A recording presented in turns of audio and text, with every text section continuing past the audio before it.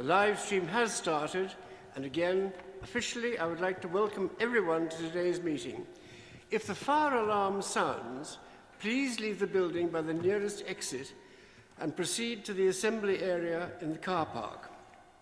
The nearest exits are through reception, at the rear of the canteen, through the doors behind you, past the leader's office.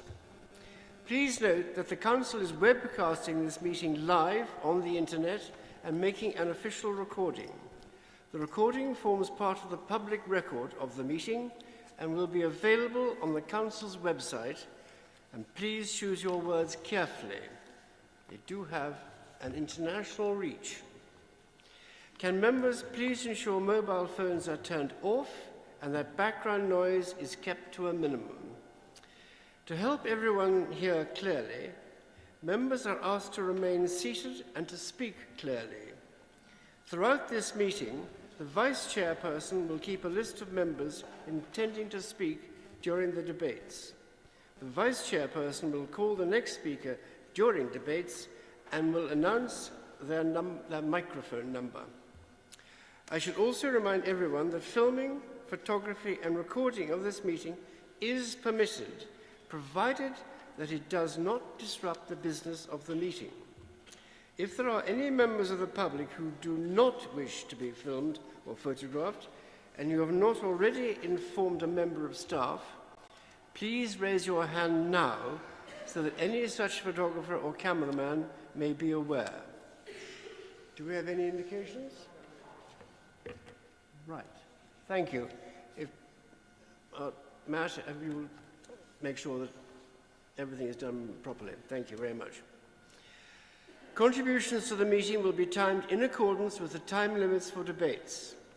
When your time is up, I will ask you to finish the sentence you are on and stop speaking. Thank you. Item 1. Apologies for absence. I have received apologies from Councillors Balderson, Rowan, Simons, Watson, Johnson and Lester. Item 2. Do we have any more? Oh, Councillor Johnson, my apologies. Thank you very much for coming in. I was told you might not be here. My humblest apologies, and thank you for making the effort.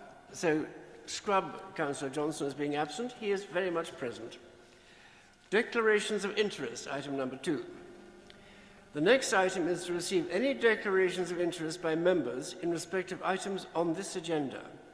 Members who have declared an interest and withdrawn from the meeting will be readmitted once the item has been concluded. Do any members have any interests to declare? Councillor. Number 6. Start again. I'll do it again. So agenda item 11, I have a pecuniary interest on motion 2 specifically, as I'm an employee of Wye Valley Trust. Thank you. You shall obviously leave the room and do all the necessary things. Thank you very much. And you'll be summoned back after the proceedings. Thank you. Item 3, minutes, pages 9 to 16. To approve and sign the minutes of the ordinary meeting held on the 21st of October 2022. No matters of accuracy have been notified to the monitoring officer. Members, are you in agreement with the minutes of the ordinary meeting on the 21st of October? Will you please raise your hands if you are? Thank you. I think there's general approbation. Those minutes are agreed. Item 4, Chairman and Chief Executive's announcements. And please find attached the Chairman and Chief Executive's announcements from page 17 of the agenda. Just want to highlight one or two of the things I've been doing. As you can see, I've kept fairly busy. Various civic services, which were very interesting and very worthwhile to be there. We had a very interesting Sharival lecture upon the hoard, the Herefordshire hoard, and to think that the ranky skanks who stole that hoard could have been millionaires, but in fact are jailbirds instead. So, a salutary lesson, I think. We did the Poppies of Paddington and Hereford City Council wreath laying. The Poppies of Paddington sponsored by the Great Western Railway, and the Chief Executive and various other members of various organizations came along. We put wreaths upon the train, carried in state to Paddington Station. And thank you very much for turning up so early. It'll actually, My pleasure. well, it was actually rather a fine thing to attend, I think. We had Parkinson's Northern Soul charity event. Parkinson's is my chairman's charity, and we had a very successful soul evening, Northern Soul. And it was jam-packed and rammed, and everyone had a great time, and I think we made quite a lot of money for Parkinson's, which is very good. We had Bromyard lighting of their lights, and also Ross on Wye, all very splendidly done. Great occasions, and the huge turnouts of the crowds too, which is good to see, really. And I was also at Hereford Cathedral service. The Advent service takes place in the Guards Chapel and is a very impressive occasion too. Hereford Youth Orchestra, they are of a very high standard, well worth listening to. If you ever have the opportunity to go to their concerts, please do go. And we had Ledbury as well in all those things. Chief Executive, do you want to make any comments? Nothing further to add from me, Chairman. It's a very full and complete look back over the year and kind of sets the tone for the year ahead too. Good, yes, thank you very much indeed. I want to say one other visit I made was ETL at Madley, who are a very high-tech electronics company, mainly doing a lot of work with receiving signals from satellites and spreading those signals out to the rest of the world. Very, very impressive indeed. Beautiful setting and very enthusiastic staff. And may I just remind members that questions are not usually permitted under this item. And if members have any questions, please can they email the Chief Executive.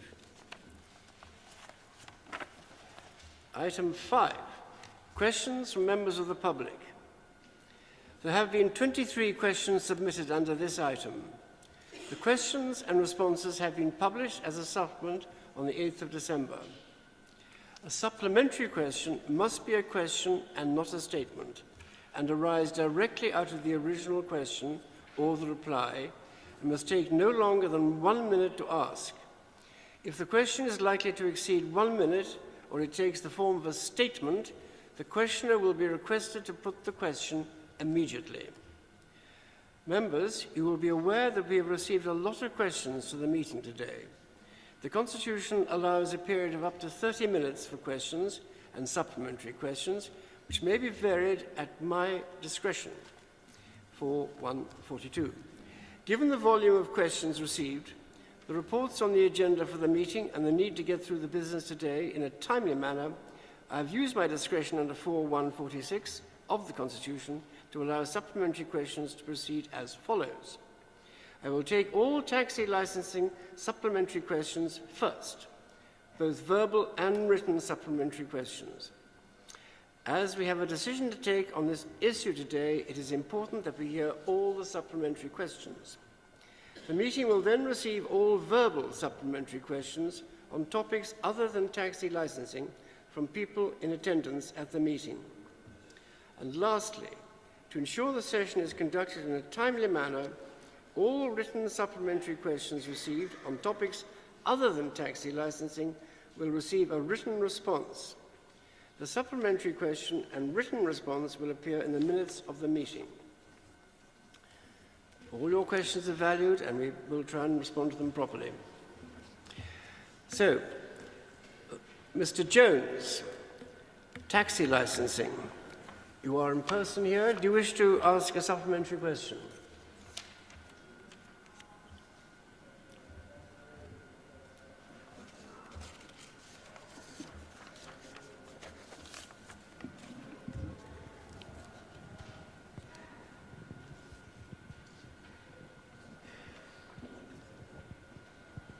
Mr. Jones? I don't think it's on, is it? Can you hear it? Lovely, thank you. I'd like to ask why this is even in Keep your microphone quite close to you, I think, quite close to your face. Okay, is that better? That's better, yes. Okay. Thank you.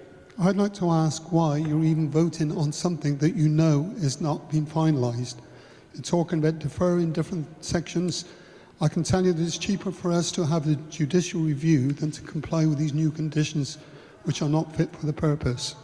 I think we should have had the meeting when the full meeting was deferred last time, for us to have a meeting. That has not occurred. All we want is that one meeting. Otherwise, it's all up in the air. Thank you. Councillor Tyler. Number 7, Councillor Tyler. Mr Jones, for your supplementary question. It is unfortunate we didn't have the final meeting. However, we have discussed at length with officers and legal services, and we felt at the time if we did do a further meeting, there may be problems of having a judicial review, like you say, because everybody wouldn't have been part of that negotiation. So this is why we have now brought the policy to full council today, and hopefully we can discuss issues that you are raising, and we have continually tried to talk to you and bring in the matters. So I'm hoping that we can amend or change things as we go through this process. Thank you. Thank you. Ms Allen, taxi licensing. Are you present and do you wish to ask a question, a supplementary question? No. Mr Reynolds, are you here and do you wish to ask a supplementary? No. Mr Rudge, are you here and do you wish to ask a supplementary question? No. Mrs Reynolds, are you present? Do you wish to ask a supplementary question? Mr Lane, are you present and do you wish to ask a supplementary question? No. Mr Starling, are you present and do you wish to ask your question as a supplementary one? No.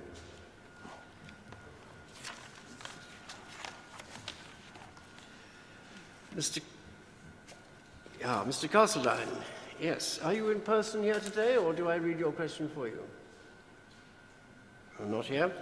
A supplementary question put by Mr Castledine is, in addition to my first question regarding section 46 of the proposed new terms and conditions for the taxi trade, if the councillors deem this as a badly written statement, do they perhaps agree the whole document is flawed and needs more time to correct such points?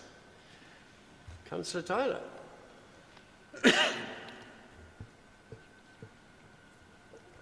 What number? Sorry, number 7, Councillor Tyler. Thank you. Thank you for the question. If the policy is adopted today, we'd like to think that taxi trade and officers will continue to communicate if it becomes obvious that this is leading to a significant shortage of taxi drivers. Policy would not be undone. However, as the Head of Public Protection and the Director of Environment and Economy may consider options to amend any conditions that might be thought to be unreasonable, restricting potential licence applications. Provided this does not impact negatively on public safety, however, I have every belief that the proposed policy offers a clear, transparent and robust licensing regime to encourage new applications to the profession whilst keep our public safe at all times. Thank you.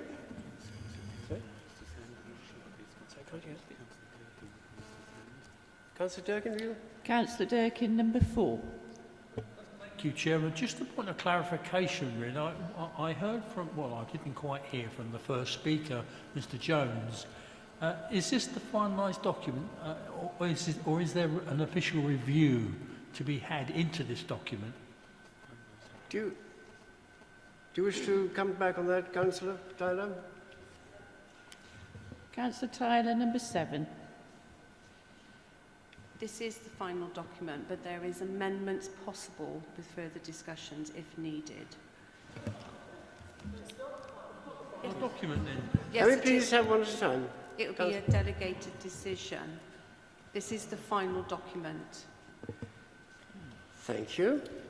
Chairman, Councillor Gandy would like to speak. Councillor Gandy? I'm really sorry about this. I assume that this document was the final document and that, you know, apart from perhaps spelling mistakes and grammatical mistakes, this was the final document. Any amendments that may be made going forward is a very subjective issue, because what the Cabinet portfolio holder might consider to be a minor alteration to the policy is a subjective situation. So I can't understand why we've got a document here today which, to my understanding, was the final document, but we are now saying that if whilst we're going through it, we come across items on the agenda,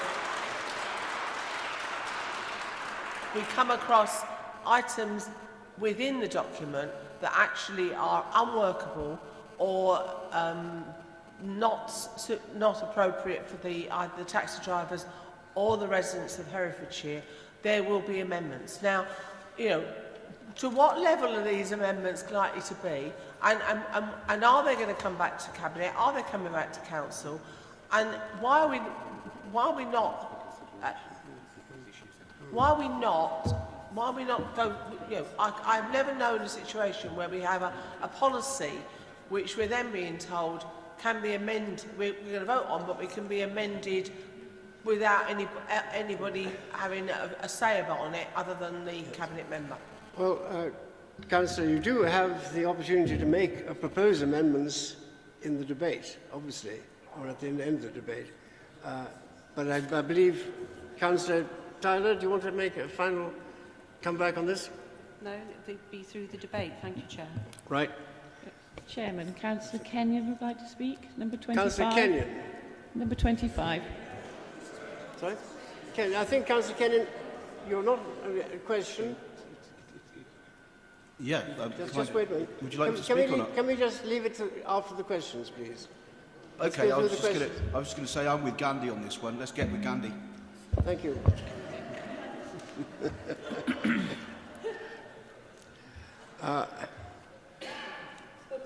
So, we've done Mr. Castle, haven't we? Mr. Barnett Jones, are you in person? Do you wish to speak with a supplementary? No. Mr. Jukes, are you here? And do you wish to have a supplementary question? Thank you. Mr. Maddy. Now, we do have a question from Mr. Maddy. And his question is, when or if it is proven that the number of taxis are reduced and the general public are more at risk and the carbon footprint does increase, which it will the Council immediately undo the damage they have done in these terms and conditions? Councillor Tyler. Thank you. Number 7. Thank you for the question. I'm hoping that this doesn't cause any damage to what we are doing, and I do hope that we encourage more applications for the profession. Can't add any more. Thank you. Mr. Davis, are you here? No, apparently. Mr. T. Maddy, are you here? No. Mr. Leeton, are you here and do you wish to ask a question? A supplementary question, that is. No. Mr. Kerwin, are you present? No. Thank you. I believe, Ms. Chavez-Brandon, you will have a written response after the meeting. I hope that will be satisfactory. Ms. Curry, I think you might be in person. Are you here? Thank you.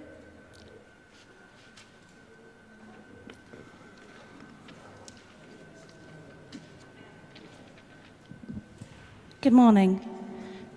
Can the Speaker please advise whether I'm answering this or asking the supplementary for my own personal question, as I understand consent has been granted for me to ask the supplementary question on behalf of Rachel Gallagher, who can't be here today? Yes. So we're starting with my supplementary question. The toxic, corrupt culture isn't even addressed in the answer given by the Cabinet member, nor on your new website. So still, the pink elephant is being ignored. No change. The recent HR-focused scrutiny meeting is available to watch online and seems to be an extension of the sales pitch video by Paul Walker. Rather than dealing with what might deter people from applying to work for an organisation that is and remains in disrepute, the welcome payment and relocation package seems to be a repackaging of the disastrous project to recruit Romanian social workers that not long ago was offered by the council. Your memories... Please have the question put. I have a minute to speak. You have a minute altogether, but can you please put your question as soon as possible, because you're running out of time. I will complete my statement, thank you.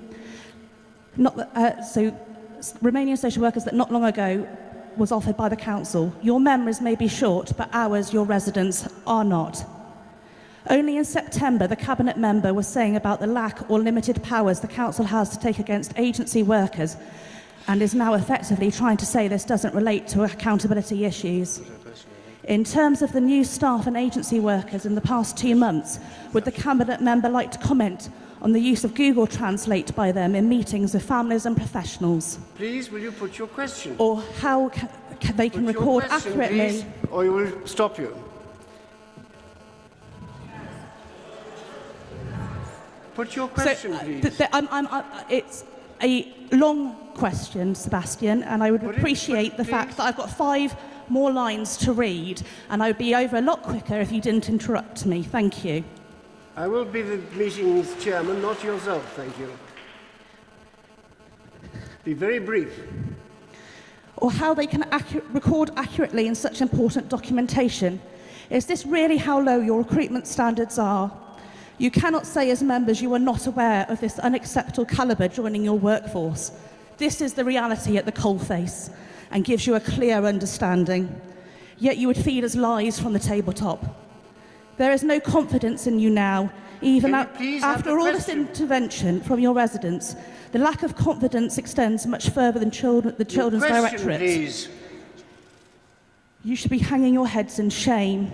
Please confirm how many agency workers in the Children's Social Care Directorate left or had contracts terminated since 2021, and how many issues have been referred to Social Work England or equivalent and the policies since 2021. Can you please put your question?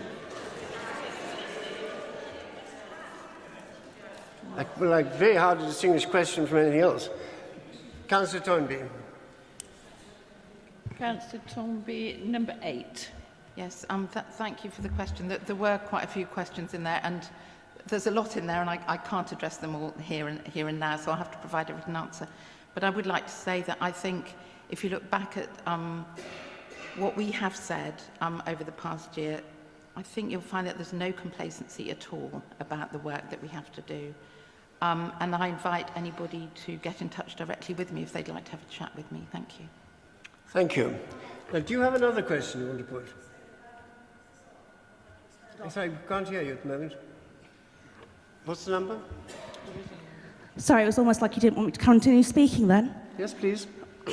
So I'm responding with a supplementary on behalf of Rachel Gallagher. During COVID, families that accessed support via universal services and were due to attend courses were advised the same courses had been cancelled. During a time of lockdowns and limited support network access, universal services stopped. Your response accepts this service is council-led, and yet you left us abandoned as no alternative was offered. To this date, the organisation that counselled have not attempted to try contacting the families to offer the first spaces. This is significant failures to the families affected. The courses offered was the responsibility of the council that took 12 months to offer an online alternative in March 2021. During this COVID period, the families were still expected by Children's Services to achieve to achieve the same outcomes pre-COVID, showing a lack of humanity.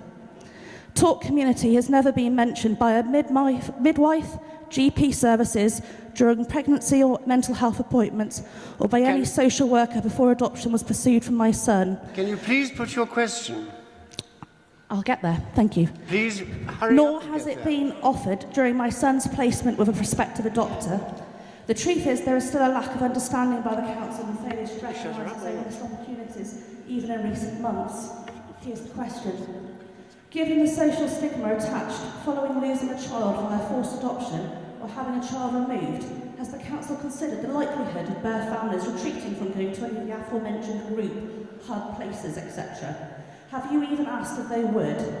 Do you agree that you have missed opportunities to have a person from Talk Community at the EGM or at the public meeting to help raise awareness and offer to support families? And can you tell the public how many times Children's Services has used parents attending courses as disguised compliance since 2018? Thank you. Councillor Toynbee. And now, do you have a number, please? Number 8. Number 8? 7. Number 7, Oh, I sorry, think. no, yeah, 8. Sorry. 8. Number 8. Number 8, sorry. Yes, thank you for the question. I empathise with the frustration behind it, and it was frustrating that services were disrupted during COVID. It's really important that we get back to maximum face-to-face work. As far as Talk Community is concerned, I completely agree. We need to be very clear about what support is available in communities, whether it's NHS, Home Start, whatever the services are. And Talk Community is making huge progress on that, and we need to keep going with it. It particularly work with partners. I know that Herefordshire Community Partnership is always keen to hear from people about what they need, so please get in touch with them. Please get in touch with me about the services that you need. I can't remember exactly what the final questions were, so I might have to give a written response to that. Thank you. And your answers will be in the minutes, obviously. Ms. Portman-Lewis will have a written response to her supplementary question. Ms. Gallagher has just been, I think, presented by Ms. Curry.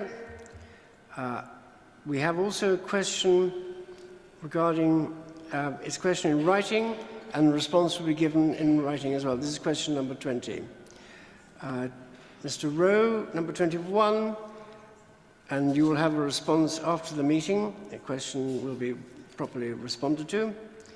Ms. Anstey, and are you in person? Thank you.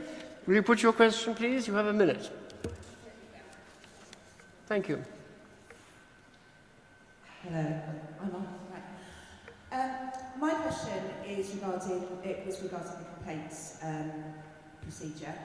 Having worked for the local authority, I would just like to ask if all the staff have been fully trained and the tagline of "You hatch, we snatch" is no longer used in the social care offices to this day.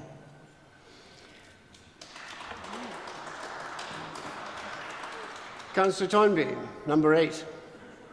I can't answer a detailed question about what training staff have received. Thank you.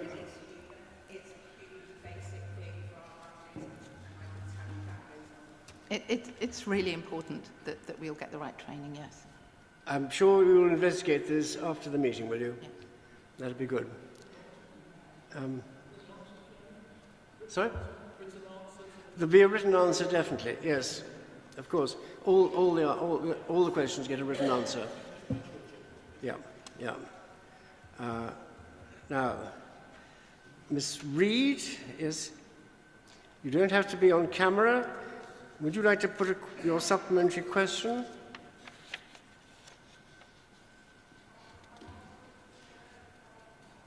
No. Right.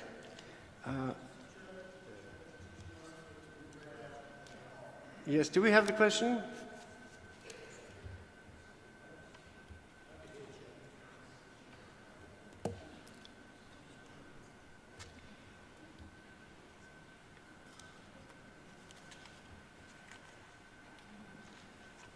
Thank you very much. This is the supplementary question provided by Ms. Reid.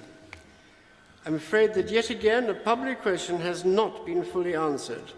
I asked for data relating to 2021-22 to show the trend. Please disclose it.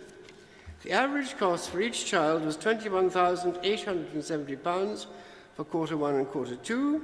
Therefore, for 1 year would be about £43,740, which could provide support for many families. I consider this understates, as it's assumed that each child will be, e.g., fostered continuously, and staying put is included, but is for adults and not children. The draft improvement plan states about reunification. Scoping of framework underway with draft due in February 2023. In view of the high costs and rate of LAC looked after children, do you consider this is acting at pace? Also, I consider plans for family group conferences and family support are not at pace, and latter is not a measure that matters targeted. I think Councillor Toynbee again. Yes. Number 8. Thank you. Yes, we are moving forward as fast as we can with putting in place family group conferences. I agree that they're very positive. It does involve quite a lot of work and preparation, but I'm looking forward to that happening. As far as the beginning of the question is concerned, there was a request for quite a lot of detailed information, which will require a written response. Thank you. Thank you. And these questions and replies will be all in the minutes. Thank you.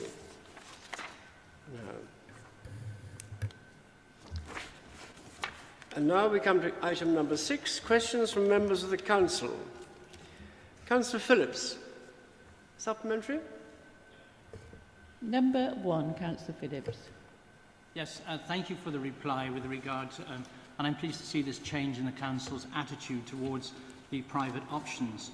However, some of the phosphate saving initiatives that the private sector have been submitting as planning application and as pre-apps have Natural England agreement and legal agreements in place. So there really isn't any reason why they should be held up by the Council, but that is what has happened to date. Now that the wetland scheme has gone into some choppy waters, we will need to see where we can find other options in order to facilitate building in North Herefordshire. This is having a huge impact on our local economy, on further jobs, revenue to the county, impact on rural schools with numbers of children declining. We have to see this through. So can I urge the Cabinet member to actually stand by these words today and engage with those, because the engagement has not been done to date. Thank you, Councillor. Councillor Harvey, number? Number 6. Yeah, thank you for your question, Councillor Phillips. And yes, we are in discussions with the local building group, and welcome the ideas and suggestions that they are developing, and are continuing to work with them. So I'm very happy to stand by my response to your first question and give you assurance that engagement is happening and will continue. And it's very positive that there are statements that have very recently been made by government which are supporting developer-led solutions. So that's encouraging for us as well. Thank you. Thank you, Councillor. Councillor Ianson. Number 3. Yes, thank you, Chairman. As I only received the response to my question after 8 o'clock last night, I haven't had time to give a proper, considered supplementary reply. All I would like to say is, also in view of the questions that have been asked by the members of public, how does the Cabinet member think we are on a clear path? I think Balfour Beatty needs to clear up a lot of overhanging branches. Right. Children and families, you want this out? Or where would you like to direct your question? Yeah. Right. But it's a very brief, because I didn't have time to write a proper supplementary, because as reports that we get, everything is so late and last minute. Right. Councillor Toynbee. Number 8. Slightly difficult question to answer, but I completely agree with Councillor Ianson that clarity is really, really important, and it's something that I think has been lacking in the past. So I really agree that we need to prioritise that, and let's have a conversation where we can go into it in more detail. Thank you. Thank you. Councillor Shaw, do you have a supplementary? Number 12. I do. Thank you, Chair. Mr. Chairman, I'm sure that fellow councillors will be dismayed at the lack of delivery of the Herefordshire County Business Improvement District. It reflects poorly on the administration and this council in its delivery of its economic strategy. Crucially, the member does not provide any explanation as to why these invoices were not issued in April and have, to date, still not been issued. A matter for scrutiny, perhaps. Mr. Chairman, can the Cabinet member confirm that the amount that the HC bid is now expected to raise this year?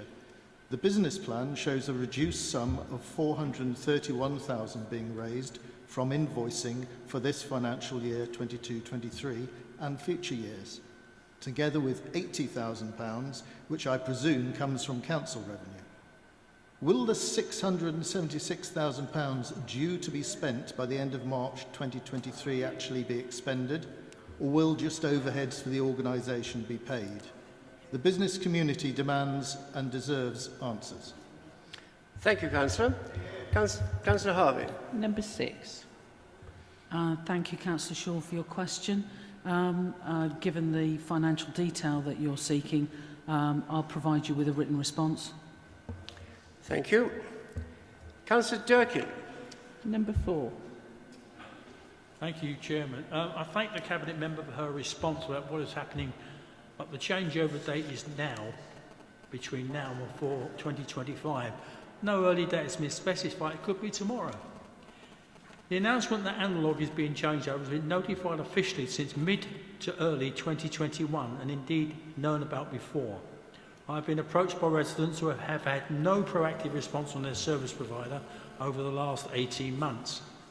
Our respective officers have been aware and have been urging and constantly reminding to address how these non-telecare customers in the county who could be in jeopardy will be identified, and being unable to establish how other service providers will be dealing with the changeover.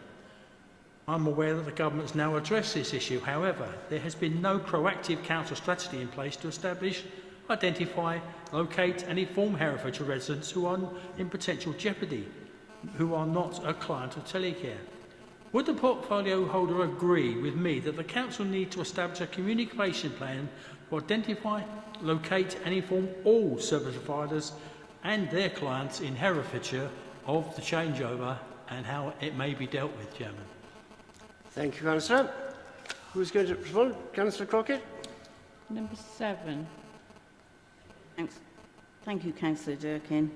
As you quite rightly mentioned, we have been waiting for government guidance on this, and we could not put out any communication until we got that. We would not want to jump the gun and suggest something if the government are saying something else. So, as you quite rightly said, the new government policy paper came out on Monday the 5th. So we are now working towards communication so that nobody suffers from this digital switchover whenever it may be. Thank you. Don't think so, really. Sorry about that. But we will have a chance to talk to her after the meeting. Councillor Hewitt. Number 22.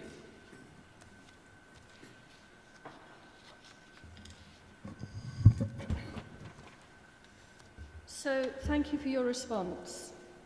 What I asked for was written evidence of advice from Natural England that we do not need to conduct HRA in the Dore, Olcon and Mono catchments, as was recently asserted in Planning Committee. Your answer is that, no, we don't have that. We haven't been told anything about these catchments. In fact, it's the Golden Valley and the whole Lower Wye subcatchment. The Wye does not discriminate on whether it gets English or Welsh water. The creatures therein just want good water. The response implies that we as a competent authority do not comply with regulations unless we're told to, hopefully by the English conservation body. and that we do not have a duty under the SAC to inquire. I think we can all agree that a large housing proposal, here we're talking 89 houses, where the sewage treatment works don't have capacity, which is close to and uphill from a tributary river, might have a significant effect on that watercourse and, as a result, the main river body. This is what the Habitat regulations say about duties of a competent authority, that is the body that protects the Wye, which is this local planning authority. You must carry out an appropriate assessment if there is risk of a proposal having a significant effect on the conservation objectives of a European site, or if your plan or project may cause harm to the site's ecological function or its ability to survive damage and reduce its ability to support a designated species. So my question is, why is this authority cherry-picking the rules when it comes to HRA? Yes, we have areas where clear advice from NE to apply nutrient neutrality approach, but that does not mean that elsewhere we can ignore likely significant effects which will reduce the ability of our tributaries to support designated species. We are the competent authority. That means we have to use our intelligence and follow the process. Risk equals yes equals consult the relevant nature body, NE or NRW, and seek advice. Can we now, as a competent, proactive, as an LPA, take a competent, proactive approach to all our tributary rivers to protect the ecological integrity of the SAC, and where there's clear risk of harm to designated species, consult with NE and or NRW to mitigate harm, which is what the government guidance tells us to do. We need a one river approach, and to do less would be to make an absolute mockery of working with our neighbouring authorities to protect the Wye. Thank you, Councillor.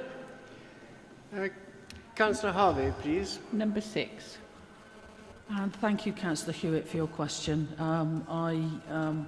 I share a lot of your concerns and am frankly still unclear and a little bit baffled about how both Natural England and Natural Resources Wales operate effectively in terms of their respective responsibilities across the border to protect the entirety of the catchment of the river system. Similarly, I am keen to better understand the thought processes within our own planning service, and also how we work with adjacent authorities when our river systems cross the border and there is clear need to coordinate and to understand the overall impact on the total river system. I support your call for a one river approach, and I'm very keen that we take a one catchment approach to the way that we work with adjacent authorities who have a stakeholding in the total catchment footprint. I will be asking for further information on this, and I'm hoping that both within my portfolio responsibilities and through the Phosphate Commission, we can make improvement on not only ensuring that we are ourselves joined up, but also that statutory agencies and other stakeholders and statutory consultees take a similarly joined up approach. Thank you. And that brings us to the end of the councillor questions. Now proceed to item 7. Point yes, of order. What is your point of order?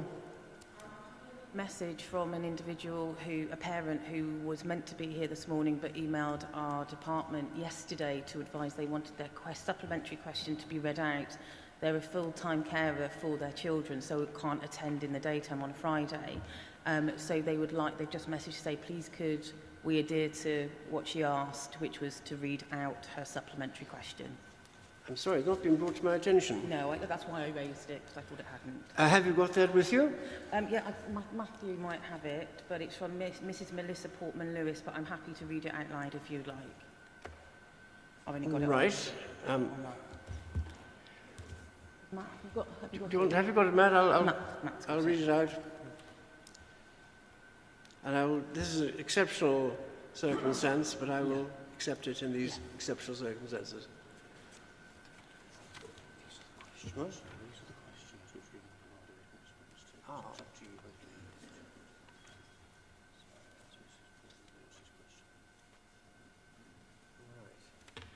you think?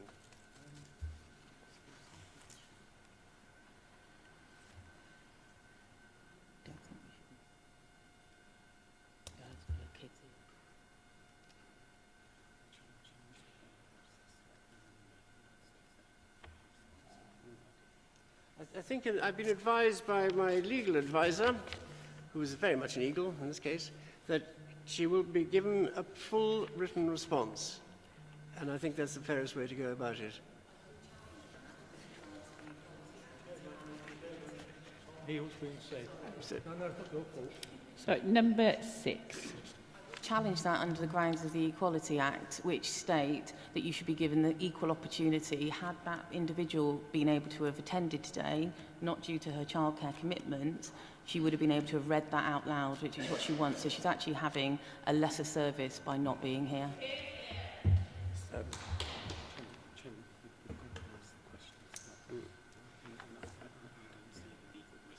Yes. Well, I've been advised that we've actually finished the questionings. She will get a full written answer. I'm sorry about that, but that's what I've been advised.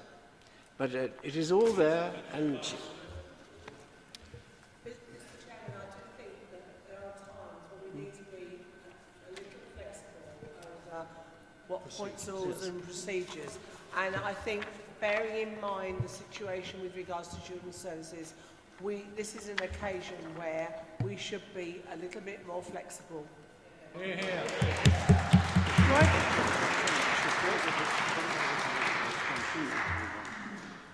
I think I'll do it in this case. Let's do this. Ask the question. Yes.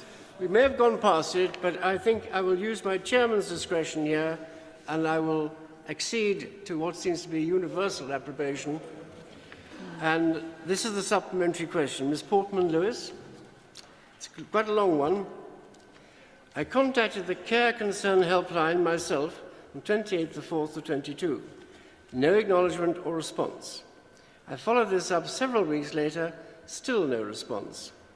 Your answer seeks to locate the blame onto the public in cases where there was no response, by suggesting the public did not leave their details.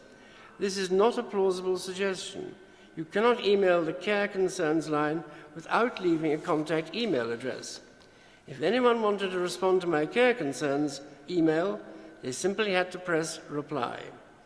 When I had no response, I brought my case again to my MP, Sir Bill Wiggin.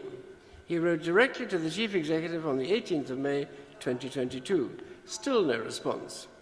In October, I emailed Darrell Freeman and Paul Walker directly. No substantive response. I've copied Councillor Toynbee in several times, no response at all. I've added in desperation Eleanor Brazil after approaching her directly at the public meeting held by a Common Bond protest group, where Miss Eleanor Brazil, on hearing my raised concerns, advised me to email, and so I dutifully did just this, making contact yet again with the LA and copied her in, where she did in fact inform me that she would not be responding directly to my email. It was further explained to myself that it was not her remit, nor that of Gladys Rhodes White, to deal with families directly. I can evidence all of the above with an email trail. After the Ofsted report was published, it was stated on the BBC Midlands News that families impacted by the inadequate children's services would receive a written apology. To date, I know of no family who have received a written apology. Through a Common Bond, I know many other families who are still struggling to have their concerns dealt with. So, since it is not the job of either Eleanor Brazil or Gladys Rhodes White to deal with the legacy of historic failure, my original question is unanswered. Let me repeat it. Is it not time for an independent body to be set up to deal fairly, competently and urgently with the families affected by historic inadequacy? I think that is a question for Councillor Toynbee. Yes, Councillor Tomby. It's microphone number 7. Apologies, I got it wrong previously. Sorry? Number 7. Number 7. Yeah. Okay, thank you. Yes, as far as the end of that question is concerned, naturally I can't speculate on any recommendations that Eleanor Brazil might make. I also naturally can't comment on particular cases in a public meeting. I do know that our Director of Children's Services is following up on this case, and I agree that it's very, very important that our complaints procedures are made extremely clear to everybody. And as ever, I'm happy to meet up with members of the public for a chat. Thank you. Thank you. No doubt they will be in contact sometime. And that concludes all questions. We now come to item 7, review of taxi and private hire policy, pages 23 to 272. Please find the report from page 23 on in the agenda pack. The Cabinet Member Housing, Regulatory Services and Community will move and introduce the report. You have 5 minutes, and the report needs to be seconded. And Councillor Harrington will second the report. Councillor Harrington, do you wish to speak now or after the debate? Speak now. Number right. 8. First of all, we have. So we have the. First of all, we have the Cabinet Member of Housing, Regulatory Services and Community. So, Chairman, Point of order? Councillor Kenyon, point of order number 25. What's your point of order, Kenyon? Thank you, Chairman. I asked for this to be deferred before it's spoken upon at all. Councillor Gandhi put it very articulate earlier. This isn't right. This isn't ready. So why are we even debating it? So I propose that it's deferred, and I'll be looking for a seconder before we even speak on the matter. Councillor I don't think Durkin, it's a number point 4. of order. I've been advised by my legal advisor, not a proper point of order. Do we have any other points of order? Councillor Durkin. Number 4. This is addressed to our learned legal advisor, Mr Fernandez. We've heard the current situation regarding the taxi policy. Is the installation of policy that is before us today for ratification, but with subjective amendments pending, lawful? Insomuch as there may be amendments made by delegated means for approval on what will be a binding policy.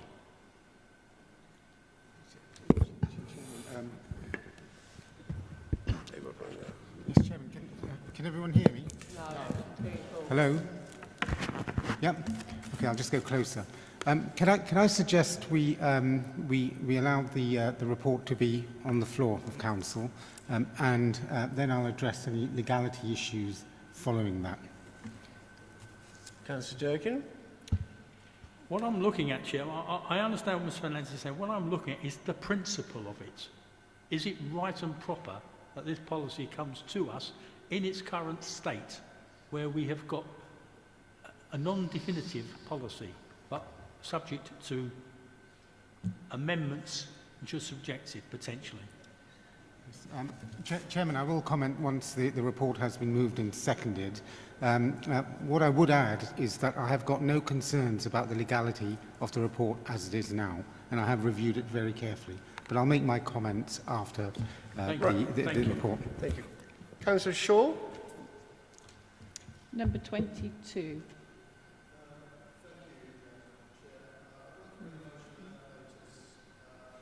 Oh, sorry, number 12. It's number 12, sorry, apologies. Thank you, Chair. I'd like to bring a motion without notice under 4192D to refer this matter back to the Cabinet Member to reconsider, as it is clearly not in a form that can be considered by Council at this time. Do I have a seconder? It's a bit premature. Allow Councillor Carroll to move and let the matter go on the floor, and then we'll discuss it. Right. Do you have a seconder for that? You do. Councillor Durkin, number 4. We will let the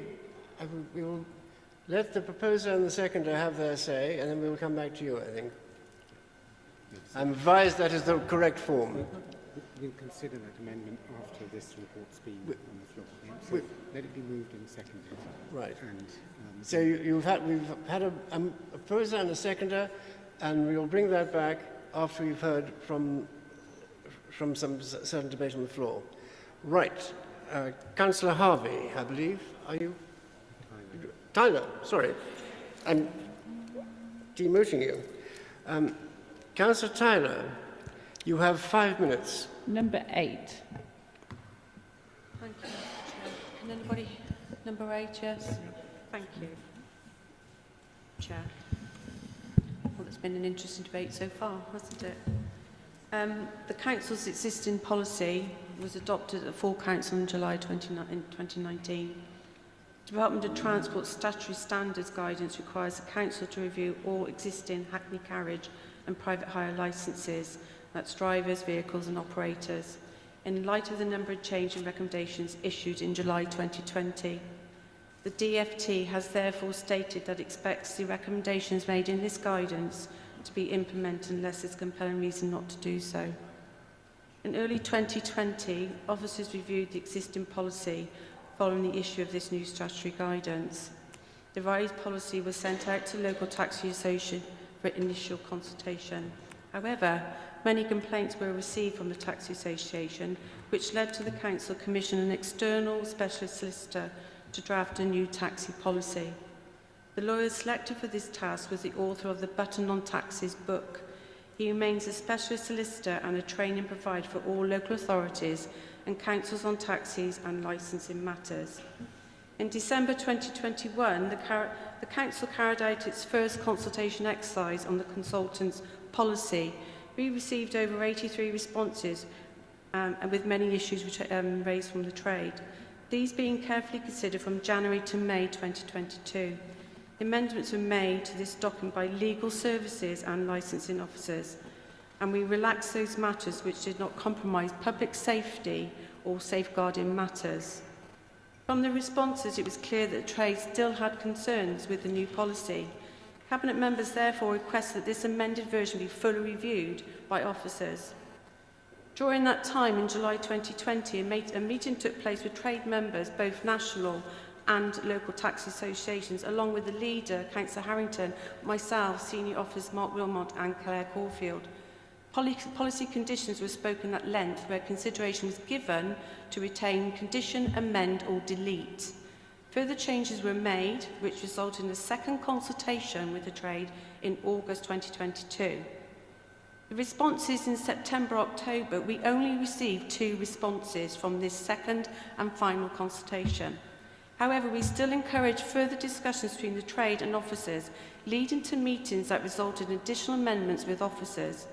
Eventually, members and officers got to the stage where it had accepted everything that was considered reasonable but could not agree on 3 final points that was challenged from the trade.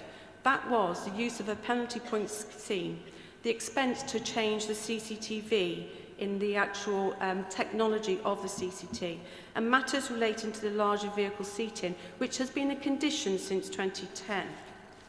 The council officers have also held a members' briefing on the 15th and 29th of November, offering an opportunity to discuss the proposed taxi policy at length. I am fully aware of the difficulty the trade faced during post-COVID. The government offered little support during a time when Herefordshire Council and medical services constantly relied upon them. My sincere thanks to them all during such a difficult time, as no one knew how long COVID would last with the effects that we still feel today. I absolutely accept the significant pressures on the trade that has led to the loss of some taxi drivers and a reduction in the number of applications being received.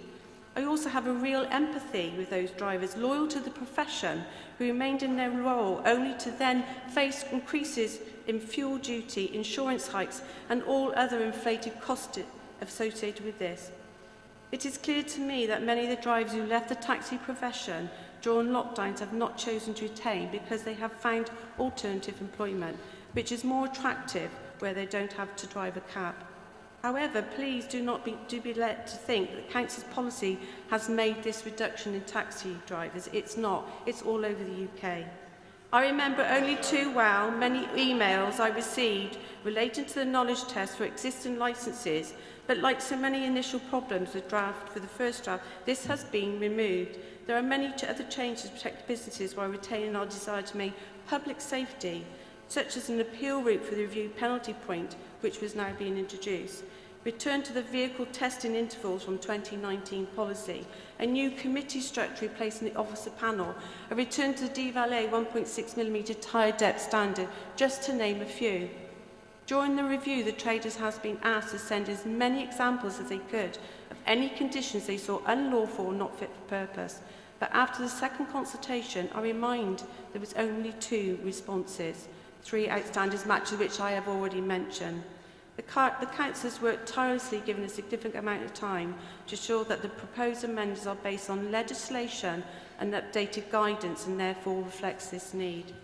The policy was drafted by one of the UK's leading experts. Our own legal service department and our licensing officers are content that the legislation quoted with the policy is correct. Can you wind it up, please? Yes. Lastly, I would like to personally thank the officers Claire Caulfield and Mark Wilmont for their hard work, as well as the legal system who has been involved with this process of the policy from the very beginning. It's been over now 22 months. And I would also like to thank the National and Local Taxi Associations for their time and input into this policy, because we have been on a long journey to get this right, and this is what will be recommended today, A to D, approved. And we will have a debate. Thank you, Chair. Thank you, Councillor. Councillor Harrington, you have 3 minutes for your diatribe. Number 8, Councillor Harrington. Thank you. I hope it's not going to be a diatribe, but we'll see. Let's find the right spot, sorry. Policies are drafted to inform the comfort and safety of users, as well as providing good regulatory frameworks and fair working conditions for our taxi operators. Some issues around the new policy remain, but they are far fewer than was originally feared, and I must thank the trade and their representatives for the work they have put in and the resolve they have shown, which has enabled this policy to be drawn up to the standard that it is. The work they have put in has been tremendous and detailed and has produced a far, far better result than we may have hoped for originally. We have a policy which our officers and licensing department feel is ready to be adopted and has been through a very long consultation process. Elected members have been briefed on this. Separately, as elected cabinet members, we have listened to some of the trade who feel that some issues remained outstanding, and we asked for a meeting earlier in the year of officers and members and trade to go through this. This was a very productive meeting. We thought we had resolved most of the issues, but the chairman of the Taxi Drivers Association asked for a further meeting, which Councillor Tyler asked for, but which was not agreed by senior officers on the basis that the consultation process had to be balanced and fair to all, and on that basis I understand Mr Jones's frustration. However, everyone had the opportunity to feed into the consultation process and to put those queries or objections in writing. There are still some issues which cause disagreement, and there will always be issues that are going to remain because trade and officers will take a different view on things, and that is entirely appropriate. In response to Councillor Tyler's not asking for amendments, but we are looking to, if additional recommendations are to be included so that they continue to discuss these issues, especially around making sure we have clarity on the penalty point system. Whether or not this report is agreed or deferred is for members in the room to decide. Thank you, Councillor. Just could you ask the proposer, Councillor Tyler, what those amendments alterations Yes. she wants to add? Councillor Tyler, what were the extra amendments, or not amendments, but perhaps additions to your... Can you read them out, do you think, please? And they're shown on the screen, I believe. But Number I think we 8. need your microphone.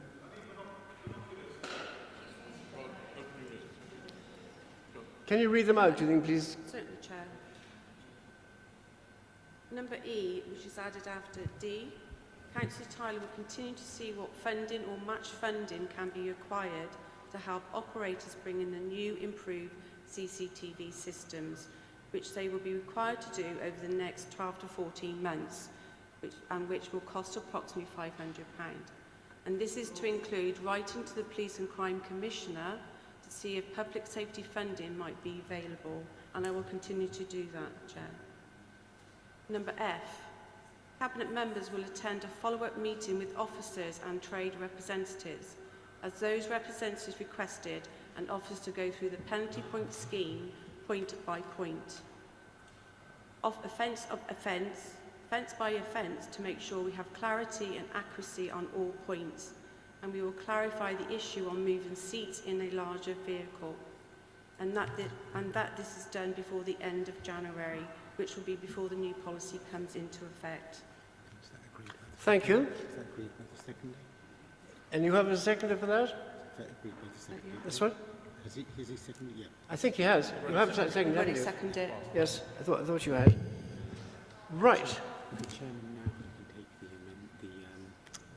the point of order on the... Right, the point of order and proposal. Councillor Shaw. Number 12. I'm to speak to the motion for referring it back to Councillor Tyler. Yes? Yes. Yep. Well, I think Councillor Tyler's provided evidence for everyone to see that this policy needs more work to be done on it. There is ample time for the policy to be brought back for full council with that work done at the March meeting. And I can see, having heard the concerns of the public present, that we need to take cognizance of that and act responsibly in referring this matter back to Councillor Tyler and not decide it today. There is no amendment for the Yes. Yes. Now, do you have a seconder for that? Councillor Durkin, do you wish to speak now? Number 4. Thank you, Chairman. My question was to you, Mr. Fernandez, about the legality, which you are considering now, and I thank you for that. I think it's been amply demonstrated on that slide that there are major problems relating to this policy. And I think it needs to be deferred, brought back at a later date, when it's in a much better position, and there is even a modicum of approval and agreement with the taxi drivers and their representatives. Thank you, Chairman. Thank you. Now, do we... How do you go to the debate on this one? On the amendment? Yeah, I think, Chairman, if we can just ask Councillor Durkin to clarify which one of the criteria under 4.1.92, notice without motion, Yes. he's operating. Councillor Durkin, a little clarification, I think, is required on... Yeah, Chairman, Councillor Durkin, you've got a amendment under one of the rules. Sorry, you've got a suggested amendment under the rules. Could you clarify which motion? Yeah, Councillor Shaw. Sorry. Apologies. Councillor Shaw, you have raised a... Am I on? Yes. A motion... That's why I asked the chair which motion I was speaking to, and he confirmed he was speaking to my motion, and that's why I made the statement I made to my motion. Right. Am I speaking to the... You're speaking to your amendment, your motion. Yeah, that's the proposed motion without notice, and the clarification that I'm seeking from you, Councillor, is you referred to 4.1.92, where the Constitution allows changes or motions without notice. And what I'd like you to do, please, for the benefit of the Council, is clarify which one of those provisions you are using to bring this notice. Thank you. I thought I'd made it clear it was D, to refer something to an appropriate body or individual to consider or reconsider, and the individual is the Cabinet member responsible for reconsideration. Okay. Right. So that's the provision, Chair. And you've got a seconder, so now it's a debate on that amendment. We now have a debate on this particular amendment. Those who wish to speak, can we have... first of all, I think... So it's Councillor Kenyon, number 25. Can I simply ask that it's put to the vote so we don't have to debate this now? I did ask for a deferral earlier on, but it's going under another guise. So could it be put straight to the vote, or would you like me to do some diatribe? I'd like you to speak to it. Okay. And give a chance for other people to speak as well on both sides of the argument. Okay, I just want to... Councillor Tyler made the perfect argument why this should go back and be looked at again. The initial policy was poor. We got the consultant in, a solicitor consultant, and that was poor. I've never seen so many angry taxi drivers. There's only 3 or 4 here today. I mean, my counting isn't very good. But you can see it's clearly more issues than the 2 that were sent in. As with any consultation with the council, it's almost like, why bother? Why bother? Because they don't listen anyway. The only way they listen is when people are here and they speak out. It's lost in the corridors of power, as they say. I suppose I've got to declare a non-pecuniary interest at this point, because my daughter receives school transport, and she goes on that transport with people that use wheelchairs. And it is the fun bus, because they go along. She looks forward to going on it every morning going to school. She's very happy getting on that bus. Now, there should be, within this little bit of policy, there should be able to, I did read somewhere, that extend the life of it. Who is going to buy a minibus that's fitted out for wheelchairs to do school business unless they're going to make a profit? They're going to pull out of it. If we want to see eco-friendly, green electric minibuses that travel around the county, is the council going to help pay for them? Are they going to increase what they pay on school budgets? I don't think they will. We have to work with business, and perhaps by extending the life of these, things can be expected. I've got a camper van, it's 20 years old. It's the best thing ever. It was built 20 years ago. Well, so why are we putting time restrictions on these sort of things, which will cause trouble, not just for school transport is the main thing for me, but the lack of vehicles, good maintenance on vehicles, everybody looks after their vehicles. There is stringent, why put an age on it? Councillor Bowen, you're of a vintage, which is, and I think, a fantastic vintage. Should we write you off? Because someone said... I certainly hope this not. is. I'm sure many people will agree with that. But let's look at these policies. All this, in my humble opinion, is wrong. I've got plenty more I can talk about, but I'm going to give way to other people in this debate. Thank you, Councillor Kennedy. Who is next? Next speaker is Councillor Gandy, number 4. Number 4, Councillor Gandy, off you go. Thank you. 3 minutes. I think the issue for me is the fact that the portfolio holder has made it absolutely clear that there are still issues with regards to this policy that are likely to be amended. And as I said earlier on, you know, these amendments may be considered by the portfolio holder as being fairly minor, but might by the taxi drivers and the rest of us as being quite significant. And so therefore it's a very subjective thing. And so what we've got before us is a policy which is not a policy in as much as there is likely to be changes. There are 2 amendments, additional recommendations that the portfolio holder has put on here today, which I welcome those amendments, but those recommendations, but I can't understand why, bearing in mind how long this has been going on, why these 2 particular items haven't been dealt with prior to this report coming to this meeting. You know, writing to the Police and Crime Commissioner doesn't take that long. Talking to them about the penalty points is a meeting which may or may not prove to be successful, but it's doable.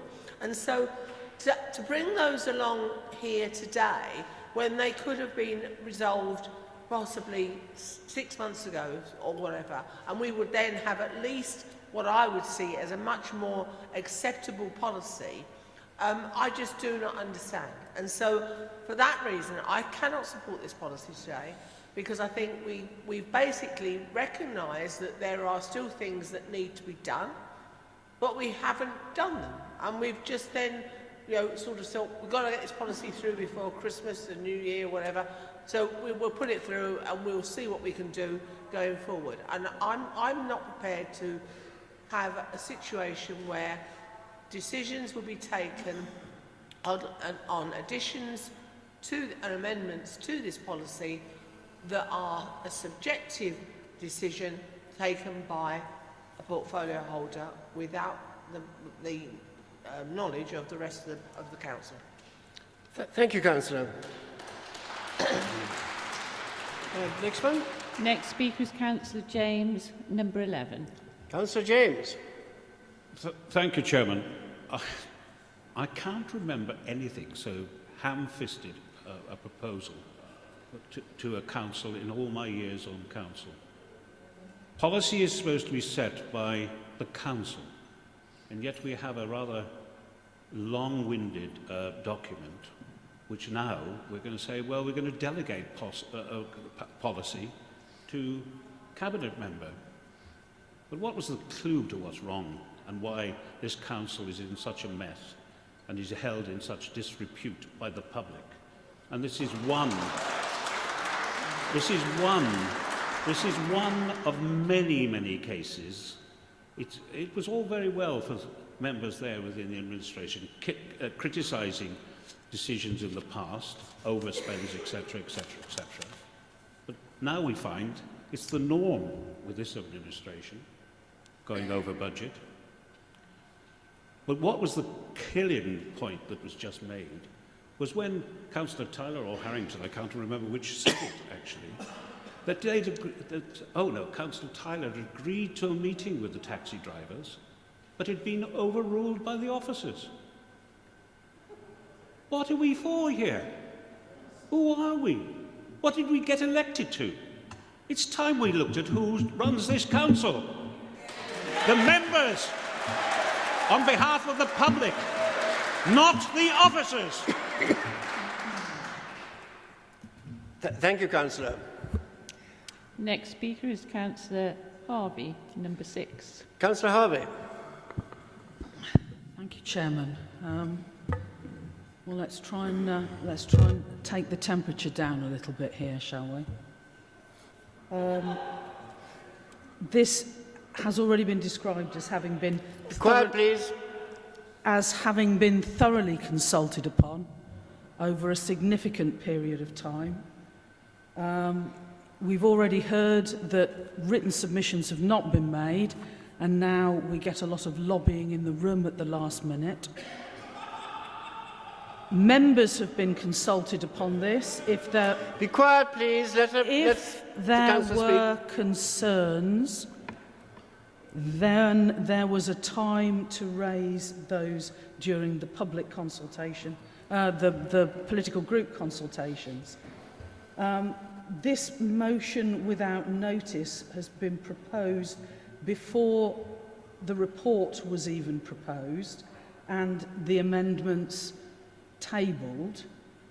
So from my point of view, I'm finding that we're debating this motion without notice to be illogical and out of sequence with the order of the Constitution. Councillor Harvey, I am going by my legal advice. And I'm pointing out that we are debating a motion without notice when we haven't debated sufficiently to identify whether there is any reason to refer back or to defer a decision on this by considering the substantive motion. I know we can do it in contrary, but we haven't actually debated the substantive motion. Now, what is being proposed here under recommendation C is that officers are delegated authority to make operational decisions and minor annual reviews and corrections of the policy. Now, this is the sort of thing that is ordinarily provided as a delegation to officers for live policy documents. We gave that delegation to our monitoring officer for our own constitution. We've given it previously during the development of our core strategy. And if this is to be a live policy, then it will need to continue to evolve because inevitably there will be things that it stipulates that need to be changed as a consequence of technology changing, health and safety legislation changing, equality legislation changing, and those amendments can be made under this delegation by our officers. Now, it strikes me that the provisions that have been made in the original recommendations, plus the amendments, cover off the concerns that have been raised, and that it is timely that we implement this policy, recognising that it has extremely good features. It is an improvement over the existing policy. It is being recognised as close to an exemplar nationally by the National Federation,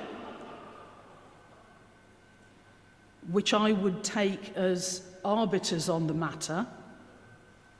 And I think it is appropriate that we proceed, as per the agenda, to adopt this, to give our officers the authority and the capacity to make minor amendments and to accept the amendments that have been tabled today as they stand. Thank you. Thank you, Councillor. Next speaker is Councillor Gemma Davis, number 6. Councillor? Thank you, Chair. I just really wanted to understand, I know, because it's all about face, how we're doing this. Mr Fernandez, you said earlier that you were going to explain your legal justification for why the policy has come before us, and I would actually like to hear that now before I vote on this motion, because at the moment we've got opinions, and no offence to anybody here, they said it's not fit for purpose, but I'm still waiting to hear clarification on those parts of it that you're saying aren't fit for purpose. So I really appreciate a professional opinion on that, please. Yes, please. Thank you, councillors. In terms of the legality of this policy, I have no concerns at all about the legality of the policy. There is, in the recommendations, there is an ability for officers and certain members to make minor amendments, and the key here is minor. And what normally happens in these kinds of policies is that if you don't have that, with typographical errors or minor non-substantive changes, every time a little change needed to be made, we'd have to come back to full council, and you can't have an operational policy working like that. So I've heard some of the debate and I've heard some of the comments about that the policy is not complete or it's going to be changed in any way members may feel, certain members or officers may feel. I don't think the delegation goes that wide. The delegation is very, very tight, and it's a normal delegation we use. I think the additional recommendations that the proposer has made is an assurance to the trade, I guess, that there'll be certain discussions taking place. Should those discussions require any changes to the policy, those will have to be brought back if they're substantive, in my view. So I think from my legal assessment of this, the idea of this report as proposed now is that the policy gets approved today with minor delegations to certain individuals. So I've got no concerns about the legality at all. Thank you for that. And Chairman, just a point of clarification. Councillor Gandy named Councillor Tyler in one of the comments that you were saying about her not writing to the PCC, and I just think for clarification, Councillor Tyler wanted to come back on that. She doesn't have a particular right on that, in fact. It's just that she was correcting something that wasn't accurate. Sorry? She was correcting something that wasn't accurate, which Councillor Gandy wasn't to know, but I think it would be helpful if she could explain that. Okay. Councillor Tyler, if you have the point of view of correction. Number 8, Councillor Tyler. Thank you, Councillor Davis. Thank you, Councillor Gandy. Yes, I have written to the Police and Crime Commissioner. I've spoken to at length to several police officers regarding that, and actually spoken to a police superintendent in Telford, and they actually took out a scheme to see whether they could support taxi drivers in paying for their CCT coverage. It was a one-off funding, but it was only a pilot scheme, and they've not been able to carry on with that scheme. So I will be committed to carry on seeking more funding to support the trade if we can help to pay for CC coverage. Thank you. Thank you. Next speaker is Councillor Matthews, number 21. Yes. Yes. Yeah. How many? Who's next? Councillor Matthews, Councillor number Matthews? 21. Yes. And we'll have a couple more after that, and then we'll come to the decision. Thank you, Chairman. Mr Jones and his colleagues will know that a few years back I chaired that meeting for 4 years. I used to meet them regularly to try and sort out the problems as we went along. And also, I worked for 30 years, 24/7, alongside those people when I was in the police force. And I can assure you, colleagues, they provide a first-class, honourable service that we'd be lost without. They're there 24/7, and now at the moment, with ambulance strikes and all the rest of it, they used to work very closely with the police. And as I said, we must do everything to get this right. And if they're concerned and worried about it, we must look at it again. And therefore, I support the motion to make sure that we get everything right and everybody can work together in some sort of harmony. As I said, they provide an excellent service, and we should not forget that. Thank you. Thank you. I will take one more speaker, and then Councillor Shaw can sum up his motion, and we will then go to a vote. Councillor Durkin, number 4. Thank you, Chairman. Interesting use of words here. Councillor Harvey says it's been thoroughly consulted upon, and yet we see on the screen there some fundamental further problems outstanding.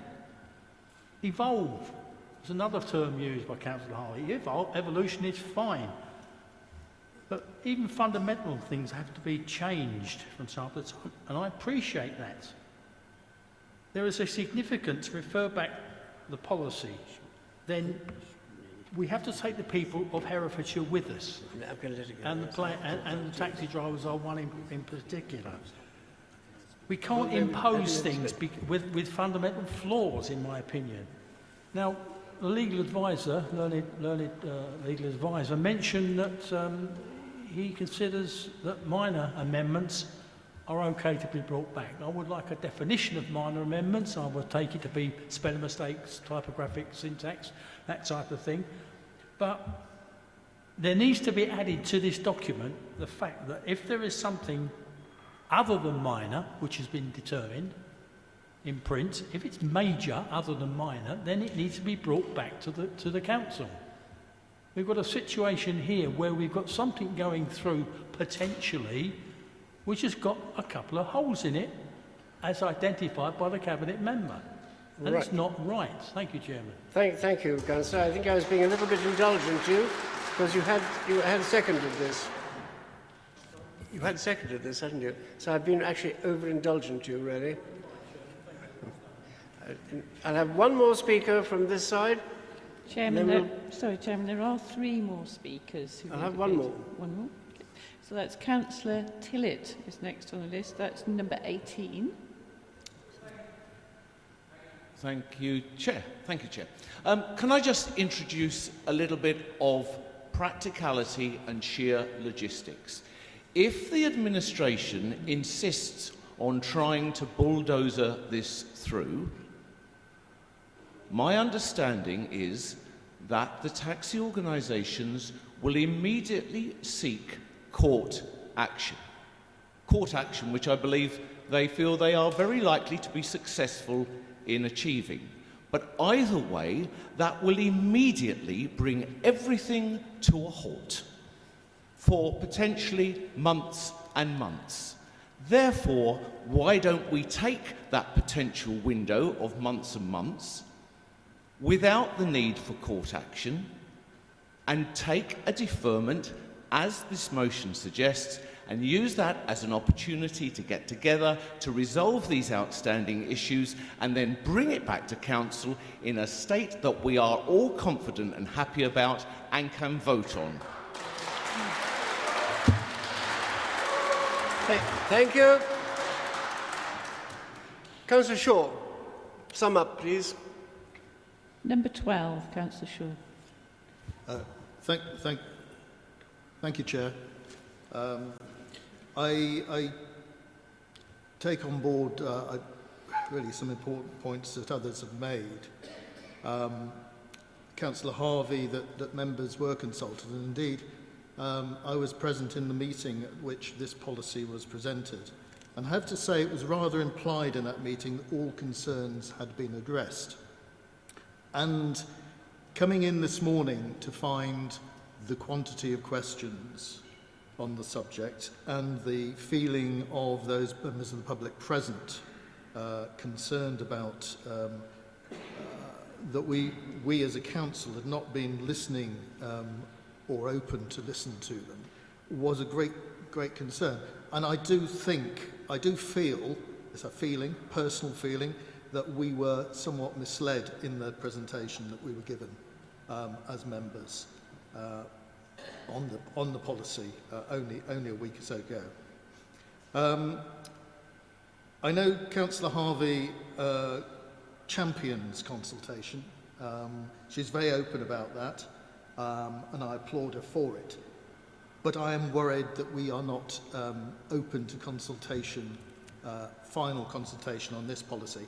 And I think the comments of Councillor Tillett in respect of judicial review, well, yes, you know, we may be taken to judicial review or not on the policy. It's an expensive process, but it's an expensive process for both sides, and I think it's unnecessary in this instance. We've time to look at this again. I think that the definition of minor amendments becomes very fraught when there are larger issues within the policy that are implied to not yet be settled. So I would ask for councillors kindly to vote for my motion. Thank you.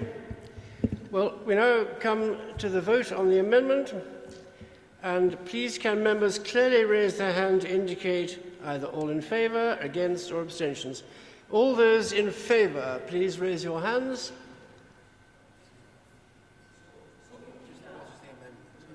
Sorry?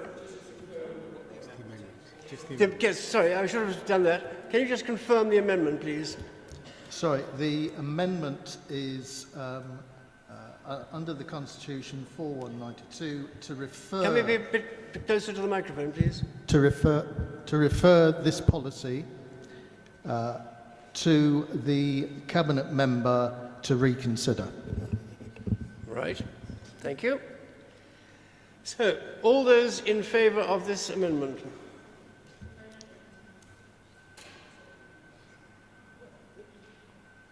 Sorry? Yes, there's a motion without notice. Sorry, I meant a motion without notice. Forgive me. The motion. Should we just say the motion? Those...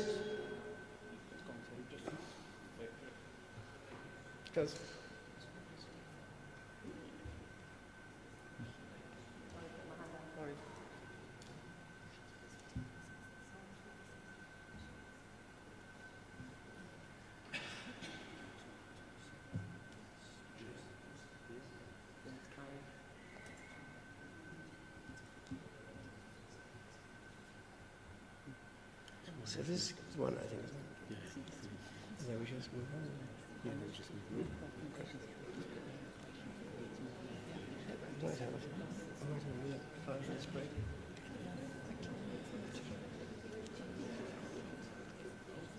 All counted?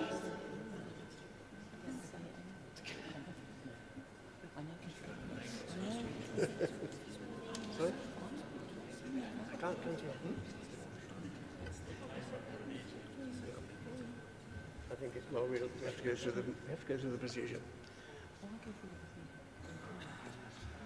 Keep pushing around. Do we have... is that counted now? Good. All those against, please.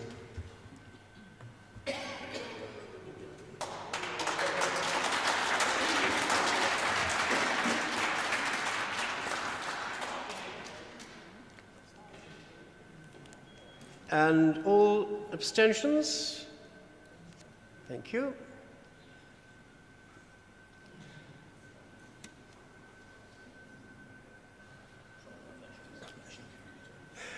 Yes, yes, right. That motion is carried. Thank you very much.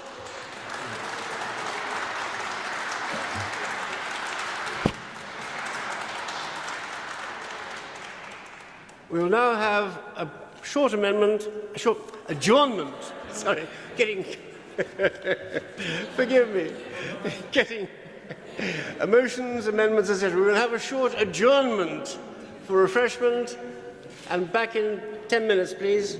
10 to exactly. We'll recommence.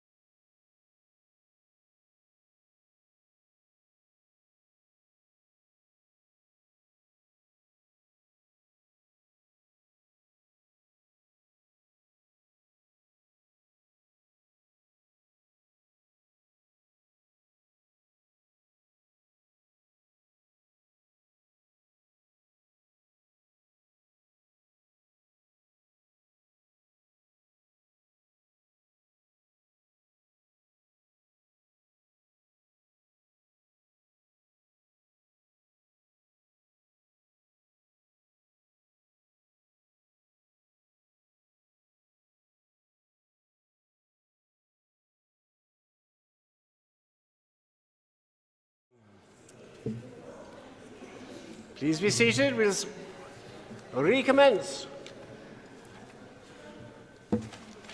Item 8.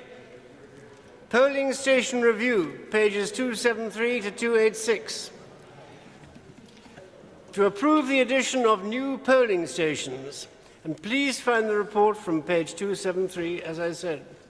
And I will propose the recommendation. Please can I have a seconder? A second. Thank you very much, Councillor. And do you wish to speak? Well, do you want to speak now, or Well, are you going to propose I it? propose the recommendation. You may speak now. What, shall I If you speak wish to, after you may, if anyone wishes to debate this matter? No? Councillor? Well, all I'd say is that this is a necessary change because some premises have not become no longer available. We need to find somewhere else in the vicinity. Well, now we move to the vote. The recommendation in the report has been moved. Members are asked to clearly raise their hands if they are for, against, or abstain for the motion. All in favour? Oh, well, sorry. Sorry? We've had seconder. I proposed it. Councillor. Right. All in favour? Don't think we even need to count that. It looks very much. That is carried. Thank you very much. What? Yes, of course, always. Item number 9. Bylaws in relation to skins. Pages, now, don't get overexcited. Pages 287 to 296. To approve and introduce new bylaws in relation to skins. Please find the report from page 287 onwards in the agenda pack. The Cabinet Member Housing, Regulatory Services and Community will move and introduce the report. She has 5 minutes for that, and the report needs to be seconded. You're going to second that, Councillor Davis? Thank you. And do you wish to speak now or after the debate? I mean, after she's spoken. Right. Right. Now, Councillor. Yes? Yes, please. Okay. I was rather hoping you would. Councillor Tyler, number 8. Thank you. 5 minutes. Okay. So the skins bylaws here. So the report seeks to revoke the existing bylaws made under the Hereford City Council under the Hereford City Act 1985 and introduce new bylaws for skin procedures to cover the whole county. At present, existing bylaws are outdated and only cover the city centre. The law requires that a person and the premises used needs to register with the local authority before undertaking skin procedures in connection with practice of acupuncture, tattooing, semi-permanent skin colouring, cosmetic piercing and electrolysis. The legislation allows the council to introduce bylaws in relation to this, which an operator on the premises have to comply with. The bylaws are aimed at protecting public health, as there is a potential risk of transmission of blood-borne viruses, for example, hepatitis B and C, as well as other potential serious skin infections to customers that use that service. The proposed bylaws are based on the latest Department of Health model and have been adopted by other authorities across the country. At present, Herefordshire Council has 337 people premises registered. Of these, only 22 are within Hereford City and have to comply with the bylaws. This means over 90% of premises or people on the register do not have to comply with any bylaws, although the Hereford City bylaws are issued with a licence on an advisory basis.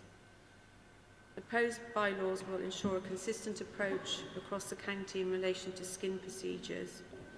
This will reduce the health risks to the public, as well as supporting the Herefordshire Health and Wellbeing Strategy by contributing to the overarching framework to support partners to improve health and wellbeing in the county. I therefore ask members to consider the report and that recommendations A and B are approved. Thank you. Councillor Davis, do you wish to speak now or at the end of the debate? Right, end of it. Those who wish to speak? Councillor Gandhi.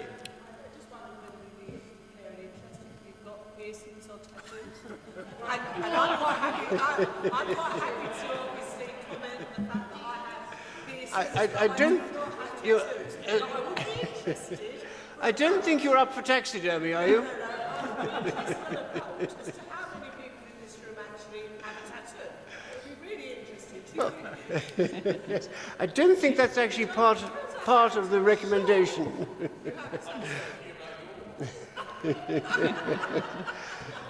Councillor Gandhi, I think it's probably unnecessary to declare your piercings. Chairman's decision.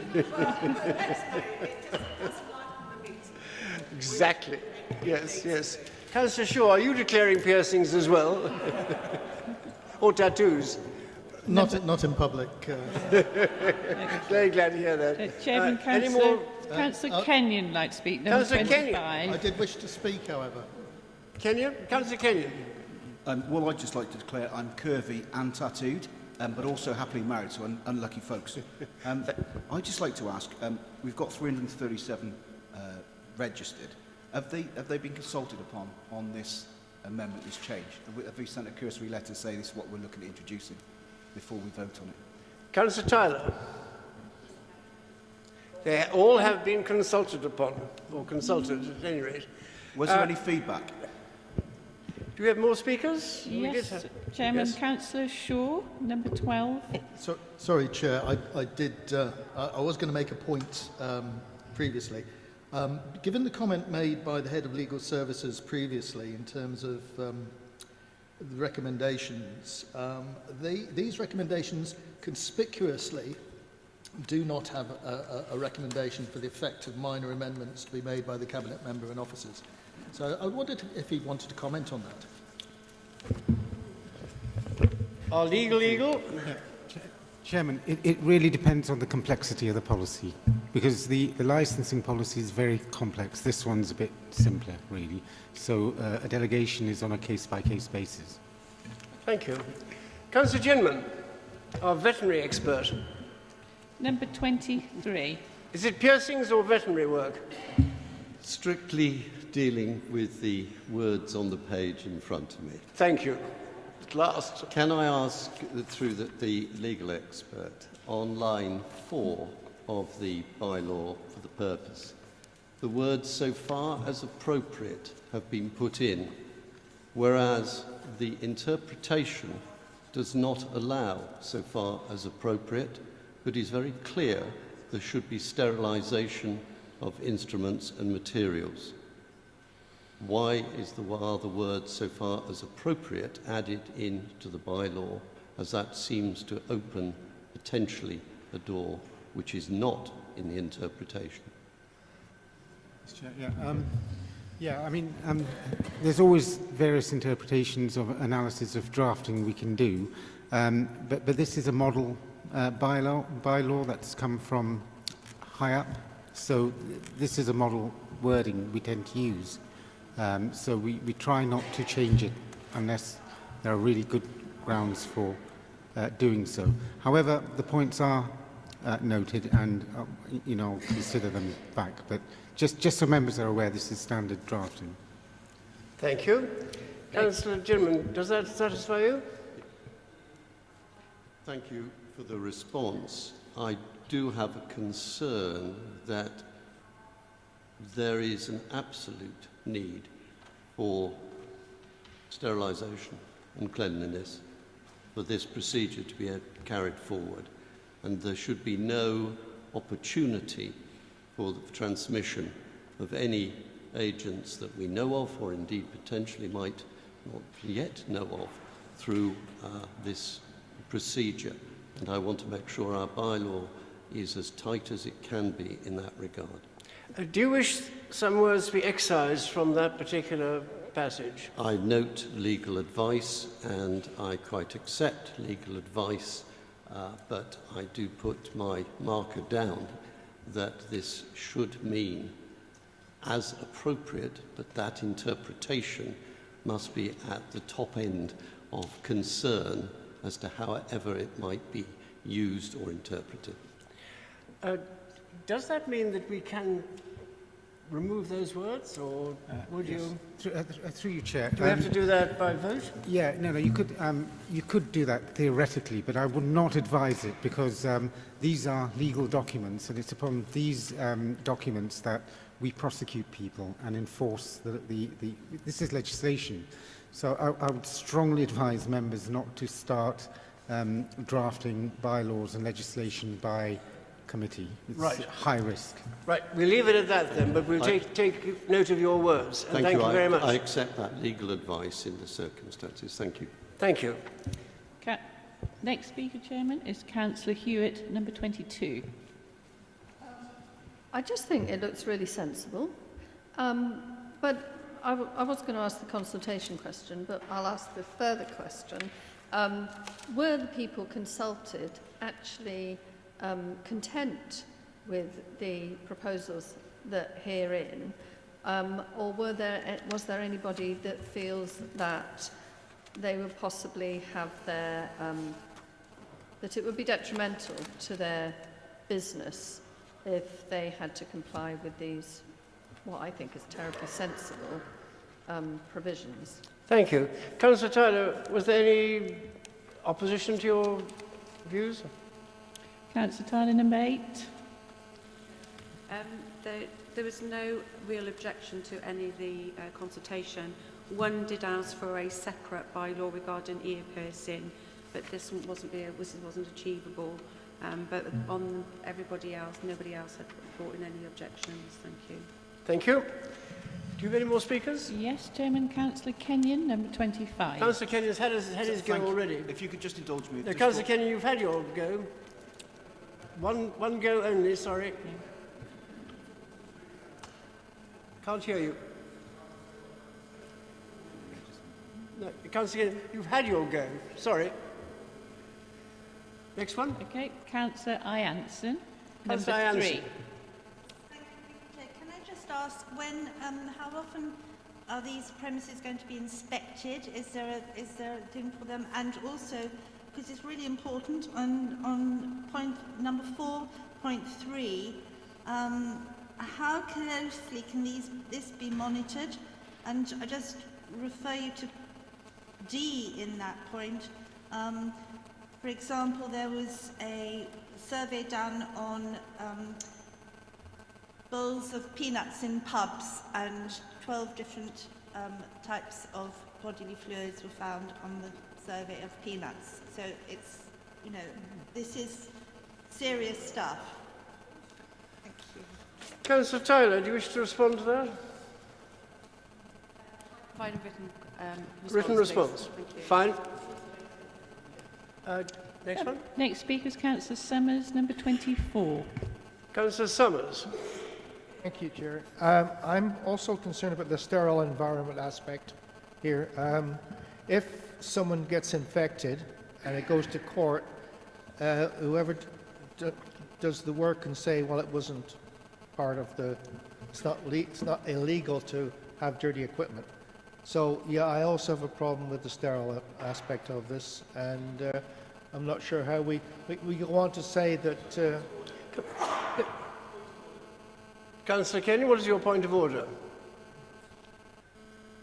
Nothing to do with what I was going to say before. Councillor Tillett's going to take up the back of There's not a point of order. The point of order is that there's a broad brush going across tattoos and the like. There's what? There's a broad brush of dirty needle, this, that and the rest of it going across the tattooist. If you've been into a tattooist shop, they are over cleanliness. That's what they build their businesses on. Councillor Kenyon, where is this kind these of words are order coming in the from, Constitution? Councillor Summers' Councillor mouth Kenyon, about please, tattooists where and the like. does your point of order lie in the Constitution? It lies about dissing tattooists and the like acupuncture businesses in this county. People are saying they're using dirty equipment. And my concern about sterilisation. That's my point of order. Not a point of order. Sorry. Next one. Councillor Durkin, number 4. Sorry, Councillor Summers. Oh, sorry. I didn't say that we have unclean people with needles. I was concerned that overall, we can't always trust everybody, and if a dirty needle is used, who is responsible? If there's no enforcement or anything in writing, there's always a possibility that it'll be used as a loophole if someone is infected. As we've seen in the past with different things, the government was sued over a few things that, so these things do happen. So I'm looking at an environment that needs to be sterile and there needs to be something in words that say that. That's all I'm saying. I'm not suggesting that our people in Hereford are using dirty needles, please. Thank you. And I'm quite upset that that would be taken from what I was saying. Thank you. I'm sorry if the wrong implication was taken. Councillor Tyler, do you want to make a quick comment in return? Councillor Tyler, number 8. Thank you. Can I just refer Councillor Summers to the actual bylaw on point 3, A3? It says any jewellery used for cosmetic piercing by means of a hygienic piercing is sterile. Any dye used for tattooing or semi-permanent skin colour is sterile and hurt. So we are putting that in our bylaw. Thank you. Thank you. The next speaker, Chairman, is Councillor Durkin. Councillor number Durkin. 4. And then who's after that? Thank you, Chairman. I go back to what Councillor Jimler said and Councillor Summers. I too am concerned by the term appropriate, which talks about in the way that is relevant or suitable, and that's a subjective term. It is not prejudicial to tattooists in any way, shape or form. I'm sure they do a sterling job, not having been tattooed or pierced or anything. But I'm looking at, as was said earlier by a learned advisor, looking at potential prosecution. And with potential prosecution, there really should be some form of definitive wording. And I think that to have something along the lines of as far as is appropriate is a bit woolly, with all due respect. I appreciate that it is a national document, but it doesn't mean to say it may not contain errors. Thank you, Chairman. Thank you. What is your response to that? Yes, Chairman. Yeah, thank you, Chairman. The thing about legislation is that it's been drafted from testing it through various prosecutions and processes.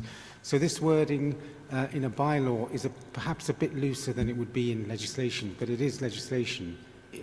That's what it is. And it's on that basis, that people get prosecuted. Now, if the wording were loose, for example, a court would not allow it through in terms of a prosecution. So it's kind of self-correcting. So from my advice, you know, the bylaws have been drafted, they have been used, they're used by a number of local authorities. So the wording is as best as it can be, I think. Thank you. Chairman, yes. Councillor Tyler wants to respond. Councillor Tyler? Number 8, thank you, Chair. Can I just remind members that the conditions are written by government and not officers, and bylaws are laws of local or limited application made by local councils in specific areas using powers granted by relevant acts of Parliament. So it's government law. Thank you. Do we have any further speakers? Yes, Chairman. Councillor Gandhi, number 4. I understand that this is obviously a bylaw for the purpose of securing the cleanliness of premises. Mine's more of a sort of question about, on the other side of the coin, are there any laws or any regulations that we as an authority have we impose upon any of these particular industries regarding the information that they give to their client prior to carrying out the whatever it is they're doing. For example, somebody that is on blood thinning medication, they would need to ask that question of every client, I would have thought, if they're going to do any form of piercing of the skin. So I accept this, I have no problem with this. I'm just wondering, is there another document that sits alongside this which is protecting the client prior to them having the treatment? Thank you. Mr. Fernandez, I feel you're in use again. Busy day for you. Yeah. Thank you, Double Chair. time for this. Thank you, Chair. There can always be policy documents that support this area. The difference with the bylaw is legislation, and from that it's very draconian in the sense that you can prosecute people as a result of the bylaw. So the bylaw is very, very carefully drafted, thought through and structured. And it's dealing with different things. So you've got the bylaw, which is about criminality and holding people to account through the courts. And then you've got policy documents, which is what the council can do in terms of guiding and supporting, but it doesn't have a criminal implication. So there's just different ways of approaching things. We have no knowledge of what information is asked of the client prior, with regards to their medical state, if you like, prior to them having any of these procedures. Yeah, Chair, that will be something for the service to respond to. But do we know do we know whether they do? I mean, I don't know whether they do, but it's a point. I, as someone who has blood thinning tablets, carry a card. I can't have an injection or anything without making it clear to whoever is. Well, I'm always asked. It clear that is the case because of that situation. I'm just asking, do we have people out there carrying out these procedures in a clean manner, but possibly on people which it would be wrong, or they should be taking extra care when they are doing it? And do we have any control over that at all? Yes, Chair, through you. I mean, what I suggest is, the director's here and the cabinet member are here, and what I suggest is your points are considered, right. but that will be like a policy thing, and someone will respond. Fine. Yeah, that's fine. I Thank you. think it is important, as important as the cleanliness. Good. I'm sure that's a very practical piece of thinking. Thank you. Do we have any other speakers? Otherwise, I'll come to... We've got 3 more speakers. 3 more speakers. Councillor Tillett is next, number 18. Thank you, Chair. Just a quick bit of clarification, either from Councillor Tyler or Mr Fernandez. This bylaw covers a number of cosmetic procedures, but there also seem to be a number that are not covered. I'm thinking of those sort of low-level cosmetic procedures which are often done by beauty parlours, etc., so I am led to believe. Things... Too late. And indeed, this question may be more relevant to many of us than tattoos and piercings. I'm thinking of things like, Botox and fillers, which clearly, still involve the use of needles and so on, and yet that doesn't seem to be covered by this. Is that because there is separate legislation that covers that, or has it been omitted by oversight?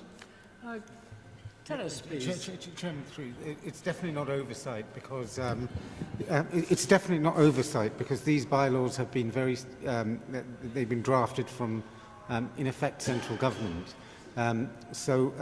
There'll be lots of other legislation that deals with different aspects, and what you can't do in a bylaw is try to address every kind of risk issue that affects the council. So I'm sure there'll be other elements of legislation that will deal with those which might be parliamentary as opposed to bylaw. Right, thank you. Next one is Councillor Swap. Okay, so Councillor Chowns. No. Councillor Chowns. No. Okay, Councillor Hardwick. Do you want to speak? Councillor Number Hardwick. 22. I was just going to propose that the motion is put without further debate, Chairman. Yes, I would think that. You have a seconder for that? There's lots of seconders. Let us now go to the... well, you have to sum up, first of all. Seconding the motion. Yes. Well, now's your turn. Okay, cool. Just a quick one, just to answer, it's the Cosmetic Procedures Act that covers Botox, etc. So that there is another piece of legislation. I'm just tying up a couple of things. there was a few questions around consultations with the trade. Actually, the trade wanted this, so when you go to look for a tattooist or somebody to pierce your ears, the first thing you do is look at whether they're registered with the local authority. So this was done voluntarily by our trade before, so I think they should be commended for wanting this to come through. So I don't think this is a contentious piece of legislation for anybody, and it was winding me up because we were talking about the sterileness and all stuff like that.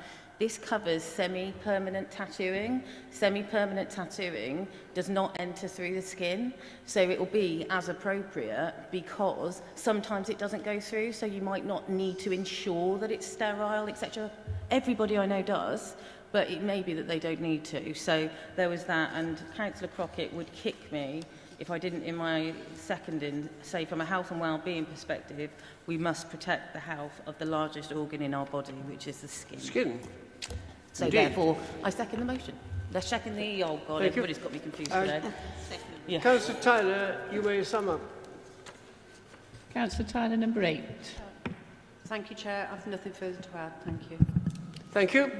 Let's put it to the vote now. Those in favour? Any against? Any abstentions? Thank you very much, Councillor Harrington. That's carried. Thank you very much. You can see the recommendations, which I'm sure are on the screen and in your papers. Quite straightforward. And now we come to the Leaders' Report, pages 297 to 320. Please find the Leaders' Report starting at page 297, and I invite the Leader to present the report and to respond to any questions arising, and they're on the following topic headings: Children's Improvement Plan, Budget, 5-year housing land supply, Rural Area Designation under the Housing Act, and Rural Services Network. Members are reminded that they may ask questions upon different sections of this report, but there will be no debate on matters contained in it. It's questions only. And I remind members, this is an opportunity to ask a question of the Leader. And please can members be brief when posing their question and avoid repeating points already covered. I will limit this item to a maximum of 1 hour in length. I will group questions along the topic headings, and members have a maximum of 3 questions altogether. And please note that this is an opportunity to ask a question, not to make a speech. And I will ask you to pose a question if one does not appear to be forthcoming. And the Vice Chairperson will be keeping a list of members who wish to ask a question. And now, we'll go to the Leader's Report. Leader, will you discourse upon your report? You have 5 minutes. Thank you, Chairman, Councillors. I think my only observation is we had a meeting last week, as you all know, about the phosphate position with one of the local MPs, which I think was well attended. Thank you very much. And I'm hoping that this doesn't go on for 2.5 hours, which happened in my absence last time. So over to you all to ask questions. Thank you. Thank you. First topic is Children's Improvement Plan, page 298. Any questions? Councillor Swinglehurst? Swinglehurst. Number 2. Number 2. Thank you. Before I ask this question, can I just clarify whether it's acceptable to ask a question on Appendix A, Appendix 1, which are the list of decisions appended to the Leaders' Report? Yep. Yes. Okay, so if you leave space at some point in the debate to do that, I'd be grateful, because I have a couple of questions on that. So my question with respect to children's services, I asked at the last full council meeting on October the 21st about the audit of FII, fabricated induced illness cases. In an email on the 30th of November, I'm given to understand that a response will follow. So can the Leader tell me when that response might be ready? Leader. I struggle to answer that question because I'm afraid I don't know. It should have been provided following the last meeting. There is a time period in which it's supposed to be provided. I will follow up on that straight after this meeting. Thank you. Thank you. That'll be useful. Councillor Janssen. Can you hear me? Yep. Where am I? Number 13, it says that the Commissioner is expected to make her recommendations before Christmas. And then it says subject to Cabinet approval. Why does it say subject to Cabinet approval? Leader? Yeah, I guess it'll depend a little bit upon what recommendation is made and what governance arrangements are required to be approved by us as Council. Councillor Toynbee, do you wish to make a comment on this? I'll allow you to. Councillor Toynbee, number 7. Sorry to interrupt, Leader. I think, I mean, as far as I understand it, the clause subject to Cabinet approval applies to the sentence following the sentence about the Commissioner. So it's subject to Cabinet approval. It is proposed that a further update. So that's about us providing updates, not about the Commissioner's recommendation. All right.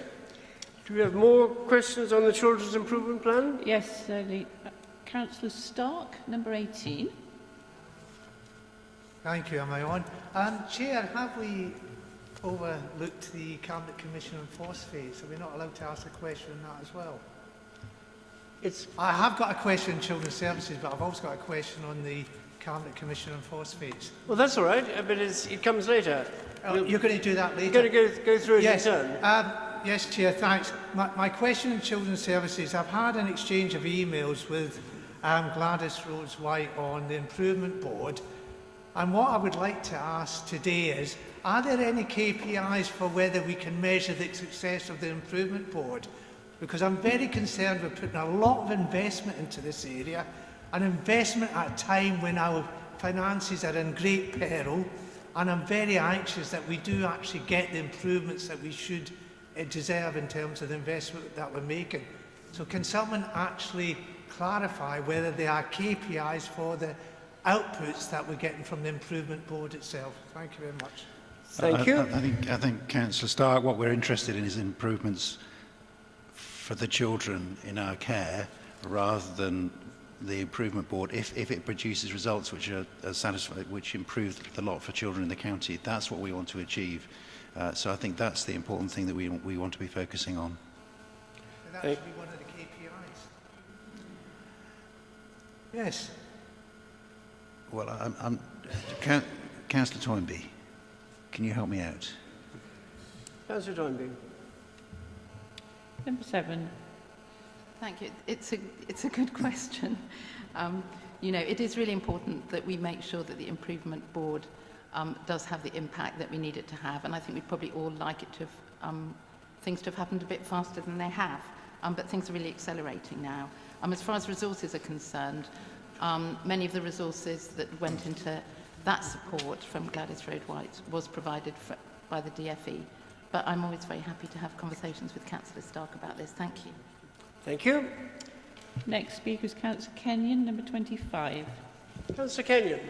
Chairman, this time I've got a very succinct question. So there's no jokes, no messing around, but I would like an answer. So, Leader, if you could listen to me, please. Thank you. Have there been any further meetings with families around the historic issues within Children's Services? When is a full case review by an independent body going to take place around these concerns? I can repeat that question. It's very straightforward. Don't need any pivoting, anything like that. Straight answer would be fantastic. Thank you. I heard the first bit. Thank you, Councillor. Have there been any meetings? What was the second part? The second part is, when will a full case review by an independent body, when is that going to take place? Because that's what the families want. Councillor Toynbee, you were able to answer that? Yeah. Councillor Toynbee, number 7, I believe. Yes, we have very frequent and regular meetings with families, not necessarily all families all at the same time. And I know that a lot of auditing is going on. I don't know if the Chief Executive can provide a bit more information on that. Yes, in terms of the contact with families, the meetings are ongoing, particularly with a number of the priority legacy cases that we are working through. and we've appointed an external independent person to undertake those reviews. We've also agreed with Bill Wiggins that a number of families who've contacted him will have the cases reviewed, and those cases have been reviewed, and we've shared that detail with Sir Bill. There are a number of other legacy cases that we are still working through. They've had an initial assessment and we'll continue to assess those, and they will all be considered by the independent external reviewer, and for her then to advise us if there's any further action that's needed. Thank you. Can I just come back on that and ask when us as mere councillors might be able to hear something in and around that, and also the people out there that have concerns with children's services? Surely if we're doing this, this is a good thing, and we need to put Herefordshire Council in a good light. That's what I want to see. Sometimes smoke and mirrors and woolly answers aren't the way forward. So thank you for that answer, Paul, and I will be following this up with you. Thank you. Chairman, if I may, and I think just to remind all members that these cases are confidential to the families themselves. They're not for general discussion. I'm happy to talk separately about the cases which are being reviewed, but they are not for general discussion in public. Absolutely. There's 3 or 4 families that I work with that have given me specific permissions to speak on their behalf, but I don't hear anything about those either. And I've taken that up with, I'll give you names after the meeting. Thank you. Yes, I think in private, please, be appropriate. Yep. Next speaker is Councillor Howells, number 10. Thank you, Chair. I want to actually add a point of information to Councillor Stark's question, if I may. This question about measures, objective measures, has taxed children's scrutiny for quite a long time. And we were pretty close to getting a dashboard of the measures that matter in the original improvement plan before the Ofsted report came. So we've basically started again. There are now 9 measures, improvement measures, plus Ascend, that will be part of the measurement of how we're improving against those 10 measures. And we have, in consultation with the DCS, agreed that we expect for the Children's Scrutiny meeting in February, and we put it that date because by that time we would expect to have a dashboard identifying all the measures that matter on each of the areas of improvement with baseline data and a way in which, when the new scrutiny committee comes together after the election and PERDA, we'll then have an objective means of measuring how the improvement plan is working. So it's in hand, and that's the time scale to get an objective measurement system in place. Thank you. Next speaker is Councillor Phillips, number 1. Thank you, Chairman. It's really a question directed at the Cabinet member who probably will need time to answer this more fully. Listening to Eleanor Brazil giving her presentation to Cabinet when she was asked to wait for 15 minutes before she was invited to speak, which was absolutely appalling. She mentioned in particular the needs, of course, of to look after your workforce, and I wonder what progress the Cabinet member can inform the Council on what there is to get the workforce to return back to Plough Lane, where they can share information and also support each other, which is very important for this particular service. Also, what is being done to improve the processes of data collection to ensure that it is in the integrity of it and it is reliable, because she made very clear representations that what was coming through was not good and was not sound information. If you could give us an update on where we are on agency staff, and also the idea, of course, where we are on appointing administration staff to do some of the admin parts of this, so that we can release children's social workers to the front line. Councillor Tyler, I think, to you. And Councillor Dundee, sorry.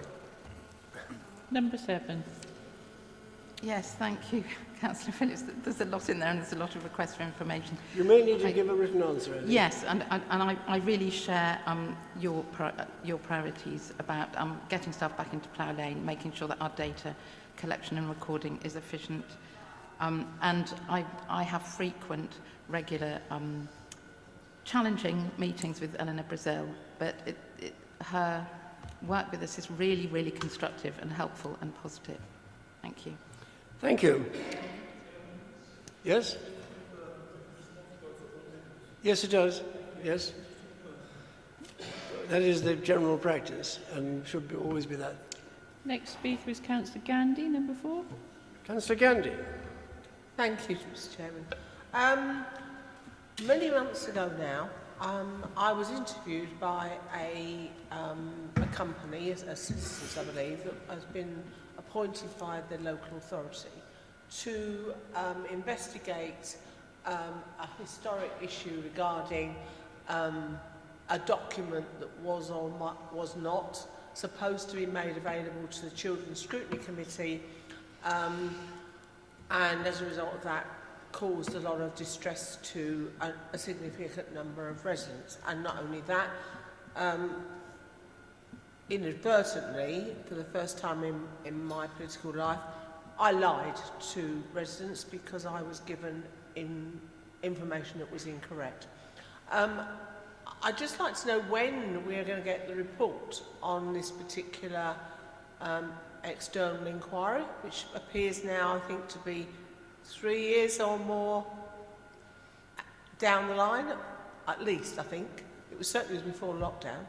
And what's happened to it? It may seem to some that it is now no longer relevant, but to those that were involved in the peer-on-peer abuse cases that were taking place at that time, you know, Councillor Hitchener, along with myself, promised that we would ensure that we found out what was behind this and what had happened. And I don't know. He may, and I may now be left out of the loop, but I just wonder what's gone on with this. Yes, Councillor Gandy, that review has been completed, and myself and Councillor Harvey had a feedback session on that report. It's internal. It's been done internally within the, by a third party to look at internal operations of the council. And the Chief Executive and I are working on what we might learn for the benefit of the whole council from that report. And so therefore the person that was actually probably from a council point of view most affected by this, and the officer who was probably most affected by this, have no opportunity to see that report. Chief Executive, I think I have to defer to you a little bit on that. I could answer saying that the particular individual in the end decided not to participate for whatever reason. So it probably would not be relevant for her to have a copy of the report because she elected in the end. I wasn't referring to her. I was referring to myself and the officer who supported my committee at that time, who were literally hung out to dry.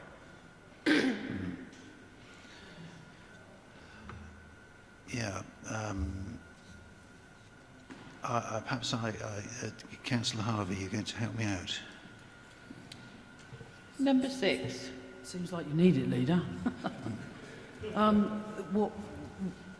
There was a commitment to provide a response back to scrutiny on the specific question to do with the failure to disclose that report, and that piece of the investigation is, I believe, going to be provided to the Scrutiny Committee and has been briefed to the Scrutiny Committee Chairman already, but will be coming to the future Scrutiny Committee so that it is made publicly available.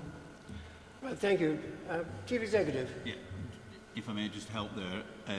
There have been 2 recent briefings on the confidential report. Unfortunately, the Chair of Scrutiny was not able to attend the second meeting, for which Councillor Harvey was not aware, so comments were made in good faith. I have an outstanding conversation which I was going to complete this morning with Councillor Howell as to arranging a briefing with him so that he can respond to scrutiny on that particular item that scrutiny, it was agreed that scrutiny would receive the answer. Thank you very much. Could I just, Chairman, may I just comment? I think I will explore the possibility of me having a private conversation with you about the result of that report. I'm reluctant to sort of set aside one particular person and say, well, they should have the information when, you know, everybody may be an exception. But I'll discuss with the Chief Executive, bearing in mind the confidential nature of that report, what I can disclose to you. Thank you. Do we have any more questions Yes. on Children's Improvement Plan? Yes, Chairman, there are 3 more speakers. Councillor James, number 11. Thank you, Chairman. I'll keep it very brief. I just wanted to note, does the leader have concerns about the fact that we're setting up improvement boards, we're doing scrutiny? I happened to be looking through my file recently and found a report in the Hereford Times. Call for answers as Council's own report finds child's care in a bad way. Ofsted are reported inadequate on all scores. Surprise, surprise, I'm quoted in this, but I won't read that out. The Council now is working to an initial 6 months improvement plan to bring child safeguarding up to standard. I thought I'd picked up something I hadn't seen recently until I looked at the date on it. It said the 1st of November 2012, 10 years ago. We're doing exactly as we're doing now, and it's got worse. It's got worse. Why? Do you want to answer the why? Yes. I think the reason is that the Council didn't know how bad things were, and as we've moved on, we've been unearthing things which have been going on for a long time, as you yourself have acknowledged. Speaking to other councils, this is a 3, 4, even a 5-year turnaround period. That just seems to be acknowledged by people in this particular area with the particular expertise. As I say, there are a number of council leaders I've spoken to who acknowledge how long it does take to change the culture and improve things within a council. Yes, it is regrettable that this is repeated again, but I do believe that we are much more aware of the issues we have in this area, and we are working very hard, spending a lot of money in this particular area to improve things. And that money has been supported by Council, and I look forward to support of all councillors as we look to improve this area of the Council, which is so important for everybody. Thank you. Next speaker is Councillor Hewitt, Councillor number Hewitt. 22. I am pleased to hear that there's an independent external investigator who has been allocated the task of responding to those families who have care concerns. And we have heard today that historic versus ongoing is in a bit of an illusory, or not, it isn't an exact science, because some of those historic cases are still complaining of lack of response. So I'd like to know if ACB as a group have been invited to bring their concerns before an external investigator. And just finally, I'd like to inform Council that although the Chair wasn't at the meeting about the finalised VWV report, the Vice Chair was. Thank you. Do we have a response to that, or...? Yes, Councillor Hewitt, your question was about whether we're reaching out to this particular group that you mentioned. We're Invited that group to bring their concerns. I think that there has been a public meeting with them. I think it's always quite difficult. No, that's not what I'm asking. Yeah, it's quite difficult in these circumstances to meet with a group to then discuss individual cases, because we cannot do that. What I'm asking. Chief Executive, please. If you can help with clarification, the scope of the independent reviewer's work includes a number of families who've made contact with us. Those who've done so through the offices of Sir Bill Wiggins, those families who were attending the special council meeting to consider the Ofsted report when it came in, and those families who attended the public meeting recently down at the Rowing Club. So that is the scope of those families who will be looking to make contact through the review. I'm also conscious that there may well be other families whose voices we haven't heard yet. Yes.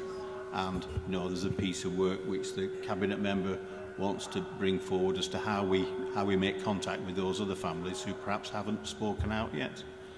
So that's a piece of work which is ongoing. But the scope of the work for the external independent reviewer includes contacting those families who I've kind of listed out there, for want of a better description, if that's helpful. May I come back? Yeah, briefly. So, what we're hearing as children's scrutiny is that there are many families who have similar concerns. So I'd like to know, have you set a limit on how many families you are going to engage with? Have you got what are the numbers of families that you're engaging with this external and independent review? Chief Executive. If I may, we haven't set a limit in the first instance and thought it was important as a priority we responded to those who've in a way been in touch with us through a meeting in the council or through their MP or through the public meeting. That was the first group of families. And, we are working with our external reviewer and making contact with them. We haven't made contact with all of them yet, but that is kind of our immediate priority in terms of the group we're going to work with. As I said, those are the families who've spoken out. We haven't yet got to those who haven't yet spoken, and if there are other families who've come through you from a scrutiny perspective, then as ever, more than happy to have the details of those families, and we will consider, the contact with them as part of that piece of work. There isn't a limit. I'm conscious there are a number of historic cases that we may not know about, and the only way we'll find out is to kind of invite people to tell us. So really that's the invitation. That's really what I think we need families to hear, that there's an invitation to engage with an external investigator if that's what they choose to do. I think the route for that, yes, is through myself or the Corporate Director for Children and Young People. Okay. Right, thank you. One more on this topic, I think. So, Chairman, there are 3 more speakers. I'm going to have to draw a line because you've got many other topics. So we've got Councillor Matthews is number 21. He's the next speaker. Councillor Matthews. I'll be very brief, Chairman, as usual. The 2 independents, by myself in particular, have always emphasised the importance of proper supervision and management. At Children's Improvement Plan, item 11, it says improving the outcomes for children in our care continues to be focused for the Cabinet. Cabinet receives regular updates from the Chief Executive and Director of Children's Services. I'm glad to see that in there, and my understanding is that has increased and improved. Could I ask the leader, could those updates be also copied into the group leaders so that we're in the picture as well? Thank you. Thank you. Leader? Yeah, I'm sorry for hesitating, because obviously there's some meetings, things are confidential. There are processes through the council, the scrutiny committee, the reports of this council meeting. I'm a little bit reluctant we're having these meetings now every 2 weeks, to provide information so regularly. I think is probably too often. I don't know whether I'll discuss with the Chief Executive how we might perhaps disseminate further information. We do want to be open, and obviously doing the very best we can for children. There are certainly areas of focus we're looking at now in particular. So the things we're talking about are fostering, how to work, how to improve relationships with foster parents and children, and work very consciously on that. Retention of social workers and recruitment, looking at care leavings, looking at the outcomes for them, and also helping members, I think, to understand their particular role. We talk about corporate parenting, but we spent a long time trying to understand what that means. But I think it's quite simple. It's members understanding their role. And of course, keeping families together is increasingly important, and strengthening the early help offer. All those things are things which we're going to be looking at. The regular updates have been increased to make sure that you're more in the picture and you're keeping an eye on things. But if that's the case, if you can confirm that, I welcome it. Yes, absolutely. They are more regular. We're working on. I think I've mentioned those headings, so I think we need to be very consciously saying, okay, so what does good look like, and what are the results coming through every 2 weeks or so. Thank you. I think we now go on to the next topic. So you have one? Okay, you may. Yes. So number 7, Your Councillor last one. Thornby. Just very briefly, I'd just like to encourage Councillor Matthews to liaise with the True Independence representative on the Corporate Parenting Board, which is Councillor Bowen, who is liaising between the Corporate Parenting Board and his political group. And our next meeting is next week. And I know there'll be a lot of positive progress to report then. Thank you. Thank you. So, Councillor Howells? I think on the Deputy Chair's list to speak. No, actually there is Councillor Gemma Davis who's next, number 6, and then yourself, and that you're speaking again for the second time. I do need to, we need to crack on. I haven't asked the question yet, so it wouldn't be a second time. Right. It's One Councillor question Davis only. who's next. Then we have 3 questions altogether. You can place them round about this report where you like. But you just get 3 chances. I haven't asked one at all yet. Well, then carry on then. Thank you. Sorry, you were first, were you? Councillor Davis is before Councillor me. Davis, I'm sorry to demote you all. Councillor Davis. Councillor Davis, on you go. Number 6. I don't want to speak now. No. Don't be like that. It was just around Councillor James's point around 2012 and inadequate status, and then coming into requires improvement. And I just wondered whether the leader thinks that possibly, and this is not apportioning blame to anybody or any officer that has been involved in any kind of improvement, that sometimes the move into requires improvement sometimes takes the foot off the gas with regards to improvement, and we tend to focus on smaller areas rather than whole-scale change. And I just wondered if you think that that movement between inadequate and requires improvement has kind of allowed that to continue. Leader? Yes, I think this point has been made by the Children's Commissioner that this might have been something which happened, so it's something which presumably happens in other councils as well.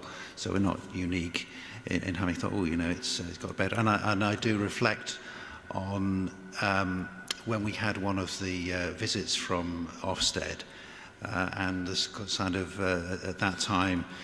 The officers, there was a sigh of relief that it wasn't. It said we hadn't improved, but at least it didn't say we haven't got worse. And that was a sad reflection at that time. We thought that was okay. We've moved on from that. Right. Thank you. Councillor Howells, now is your turn. Number 10. Thank you very much, Chair. First on clarification, yes, I was not feeling very well at all on the day of the report, so I'm looking forward to getting the briefing and take Carol Gandy's points about questions on it, and I'm looking forward to the briefing and before asking any specific questions when I hear what the briefing is.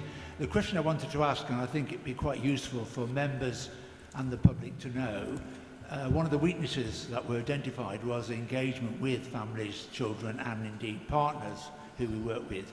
I think it'd be quite useful for an update. A number of forums were promised to be put in place, I think by the end of the year, forums of children, forums of families, and also forums of partners to increase engagement with partners, several of whom I know have felt they haven't been able to engage effectively. So I think it'd be really useful for us all to have an update on where we are with putting those forums in place, please. Thank you. Right, thank you. Leader, do you want to respond to that? Yes, try and be. I don't know whether.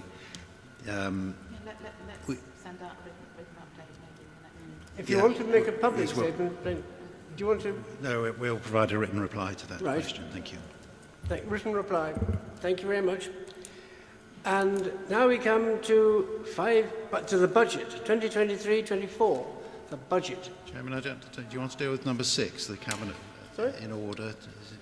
Well, the order here is budget next, I think. Yeah, budget. Is it okay? Yep. The phosphates, Chairman. Sorry? Why catchment? Sorry, that's my apology. Is that there? Yep, okay, well, that's not in my list, but I'm sure it's Maybe there. your pink piece of paper says something different from the report. It does, yes. I'm sorry about that. So why catchment? Right. We have several hands up. Councillor Stark.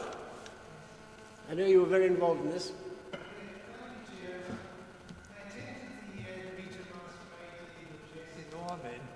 And it left me very frustrated because there was some very nebulous talk about establishing a one-river solution to the problems we've got with phosphates on the River Wye and its tributaries. Wasn't that what we agreed to, that we should be pushing for in February, when we actually unanimously voted for a water protection zone? So Yes, my question I to think the you're right. leader is, have we lost sight of that? Are we going to have a Cabinet Commission that will not deliver that? Because if it doesn't deliver that, then I think we're going to fail the river at the end of the day. Leader. I think you're absolutely right, Councillor Stark. We do need one river solution, and we will be pushing that particular button with the Secretary of State over the next week or two to get a more definitive answer out of her. I think our MP for Hereford South and the city is very much involved in this, is he not? Yeah, yes, he is, Chair. Yeah. And I think as is Philip Dunn, the MP for Ludlow. Right, thank you. Now, next one. Councillor Phillips, number 1. Councillor Phillips. Yes, thank you. We, of course, in the Lug catchment area are already suffering from the situation of the moratorium and the lack of building. I'm aware that our wetland solution seems to be running into the ground. The proposal to build a wetland at Shobden with over 400 houses, which would have been a big gain to the system, has been pulled, and yet we're going ahead with the one at Titley with just 40 houses. There is something clearly changing nationally to this. Can we be given a briefing note on what the changing position is of the validity of our wetland scheme and its integrity going forward? And if there is problems, that means that my previous question about the private sector coming up with some solutions, or indeed Welsh Water, is even more important if we are to get house building and our economy and our communities in some sort of order in the future. Yes, Councillor Phillips, we can provide a written response to that. Thank you. Your response was not properly heard, I think. We'll provide a written response. I think just sort of the top line, yes, the Shobden project is no longer financially viable, I think, in broad terms, because the Environment Agency have insisted on higher standards for the sewage plant. So the sewage is better than it was before, which means we can't process it and get all the benefits. So it's almost as if we've had the rug pulled out under our feet by the... List 2. Sorry, we like list 2 extend. So we kind of had the rug pulled from under our feet on that, and we've got other plans for other sites which we're working on, and I think Councillor Harvey might have a little more detail on that. Do you want to give us more detail, Councillor Harvey, or are you able to? Number 6. Thank you, Chairman, and thank you, Councillor Phillips. It is a minor spanner in the works with the recent announcement about the phosphate scrubbers. Nevertheless, we are actually having discussions about whether there is scope still to trade that phosphate reduced with the water companies, and those discussions are still underway. So we're hopeful that there will be some wetland solution come forward at Shobden which will contribute to the overall improvement for development, enablement for development. But as you say, the schemes that we've already mentioned for developer-led solutions are an important addition to the mix. Thank you. Way in which we go forward? Can't hear you at all. Number 1. They're not so much additions, they will be substantial elements of how we go forward, and if we can capture the Welsh Water gain, that would be highly significant. Yeah, yes, I did not in any way mean to suggest that they were less important than the work that we've been doing on wetlands. It's just that the wetland work has preceded some of the developer-led contribution, some of the developer-led projects, and I think working out the phosphate trading approach, which would be needed for all of those, has slowed things down a little bit, and that's really unfortunate. But hopefully we're going to be able to pick the pace up on that, and we will provide a briefing note on what the latest announcements actually mean in the context of wetlands and the developer-led work, just to try and clarify the situation as we go along. But it is a moving picture. Thank you. Thank you, Councillor. Next speaker is Councillor Kenyon, number 25. Councillor Kenyon. I have had a lot to say, Chairman, haven't I, today? I don't want to send any unsolicited mail because we get far too much of that. But a friend of mine has recently done a website, www.yexplorer.co.uk, who has gone right up to the basin at the beginning of where the Y starts and gone right the way down to Chepstow. So if councillors wish, I can send that link. I've already sent it to John Harrington. Send it to all because it's very interesting. He walks these, he talks about it, and it's a fantastic slot. The Y catchment area, I always struggle where to bring things in. So this is it. I recently did a video on St Owen Street. So I'd like, these are the questions to the leader. What are your thoughts on St Owen Street Bicycle Lane? How is the job going? And who appointed the current contractors? This isn't to do with the Y catchment. No, absolutely, because there's lots of puddling on there, you see. Sorry. And it's a Y catchment. It's within the Y catchment, so there's No, I don't puddling think on no. it. We're So talking it's about all to the do with the river. Y, Chairman. Councillor Kenyon, I'm sorry. I'm stopping you there. It's a good try, but it's not Well, a I think success. the leader's quite happy to answer the question. It's You're out within of the Y order. catchment area. Sorry, out of order. Next one, please. Can you let me know when to come in, Chair? Councillor Shaw, number 12. Councillor Shaw. Number 12. Number 12? Off you go. Follow that, as I say.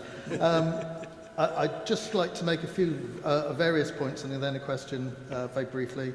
In respect of Councillor Gandhi and the internal report, I suggest she speaks to the monitoring officer, really. Councillors have enhanced access provision under 4.2.66.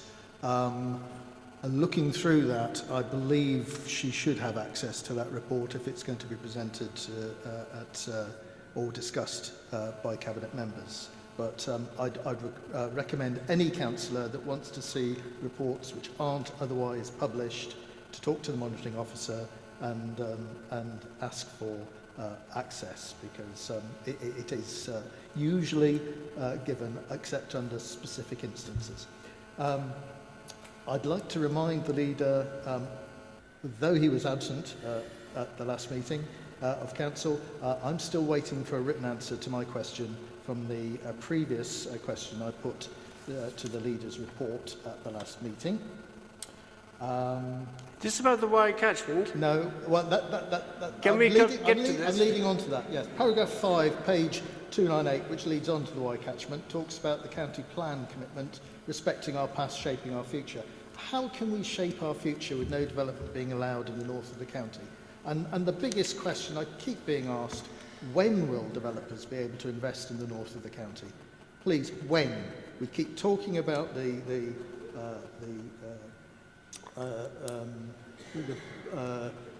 wetlands, we keep talking about scrubbers. It sounds to me that we'd be better off investing in scrubbers as a value for money item. Phosphate scrubbers, I hesitate to add. than perhaps building wetlands. Have we looked at that? I don't know, but it's the question I keep getting asked. When can we build? Thank you. Thank you. Can you reply, do you think, please? I think a lot of it is about central government. We are pressing as much as we possibly can. But the exact status of the Luckton wetland, I think perhaps Councillor Harvey the Luston wetland could respond to that. I think when I, I'm sorry, Councillor Harrington. Yeah. Councillor Harrington, number 8. Thank you for your question, Councillor Shaw. Let's just clear up a few misunderstandings. The responsibility for the health of our rivers is with our national government agencies, the EA and other agencies. We are not the ones that have failed to fund those agencies for a decade plus. We are not the ones who have MPs who have really no impact at all on the problem other than talking about it in various different levels or trying to lower those levels of pollution so they could get it underneath in a private member's bill. So we are doing something that is an extra that we're not required to do, and we're doing our best to do it. And it is difficult because every time we try and deal with national agencies, they give us varying answers. We appreciate the frustration. I speak to developers almost on a daily basis. We don't know. We hope that the wetlands we have in place now, that Luston will start trading soon. We hope the permissions will go through soon. We are looking at the opportunities for private mitigation. We've had a meeting with the Hereford Construction Industry Lobby Group to do that. But all of this has to go back for the statutory agencies to agree to it or not. As they're so underfunded and things are such a mess, and our national government's doing nothing about it, including our MPs, it's very, very difficult. So we would very much appreciate if you had a word with Bill and told him to turn up to some of these meetings and start doing something substantive. Thank you. Next speaker, Councillor Hewitt, number 22. Okay, so in relation to effects of industry, let's go to the Minerals and Waste Local Plan, which has the agricultural SPD in it. And reflecting the latest advice from NE, I'm at MM7.8, 7.229 new, where it says, any development proposal located in the catchment of the River Wye, SAC, can bring an increased risk of phosphate entering the designated site. It is likely that an appropriate assessment will be required to consider the likely significant effect of that project, along with any measures that may be implemented to address the risk. So why are we dragging our feet? It's down here in black and white. Any proposal located within the catchment of the River Wye SAC. So I don't know who's going to reply to it, but it's down there in black and white. So please, just can we get on with it and understand that it isn't just those areas that have been defined as completely failing. It's a proportionate measure to address the likelihood of failing and another moratorium occurring south of the river. We don't want that, do we? Because it's all about the money. No, it's not. It's about the environment. Thank you. Thank you. Leader, please. Yeah, I'd probably ask for some help on this one. The mineral waste plan, is that something which is in draft? It hasn't been approved yet? It's just been approved by the Secretary of State. So can you advise me on what the next stage is? So it's had its Secretary of State reading and... Councillor here, that's probably too technical for me. Yeah. Councillor Harvey? Councillor Harvey? Number 6. Can you help out, please? Thank you, Leader. Thank you, Chairman. Thank you, Councillor Hewitt. The minerals and waste policies were examined in public at the Shell store probably about a month or slightly more ago now. Some minor amendments have been recommended by the inspector, and as with the core strategy process, Those will then go through another round of public consultation, which is owned by the inspector, by the examiner, rather than by the local authority. The output from that consultation will then be considered, and a final version of the policies will go forward for to full council, I believe, for final adoption and submission to the Secretary of State or the Minister. So that's the final phase of the adoption of the minerals and waste policies. As far as the getting on with it and making sure that developments that come forward within the Lug and the wider Y catchments are concerned, each individual planning application is considered in terms of what the relevant supporting documentation, studies and statutory consultees require in order to consider them in the round. The Phosphate Commission is looking at where there needs to be better working both across national boundaries and also between national agencies sitting on both sides of those boundaries.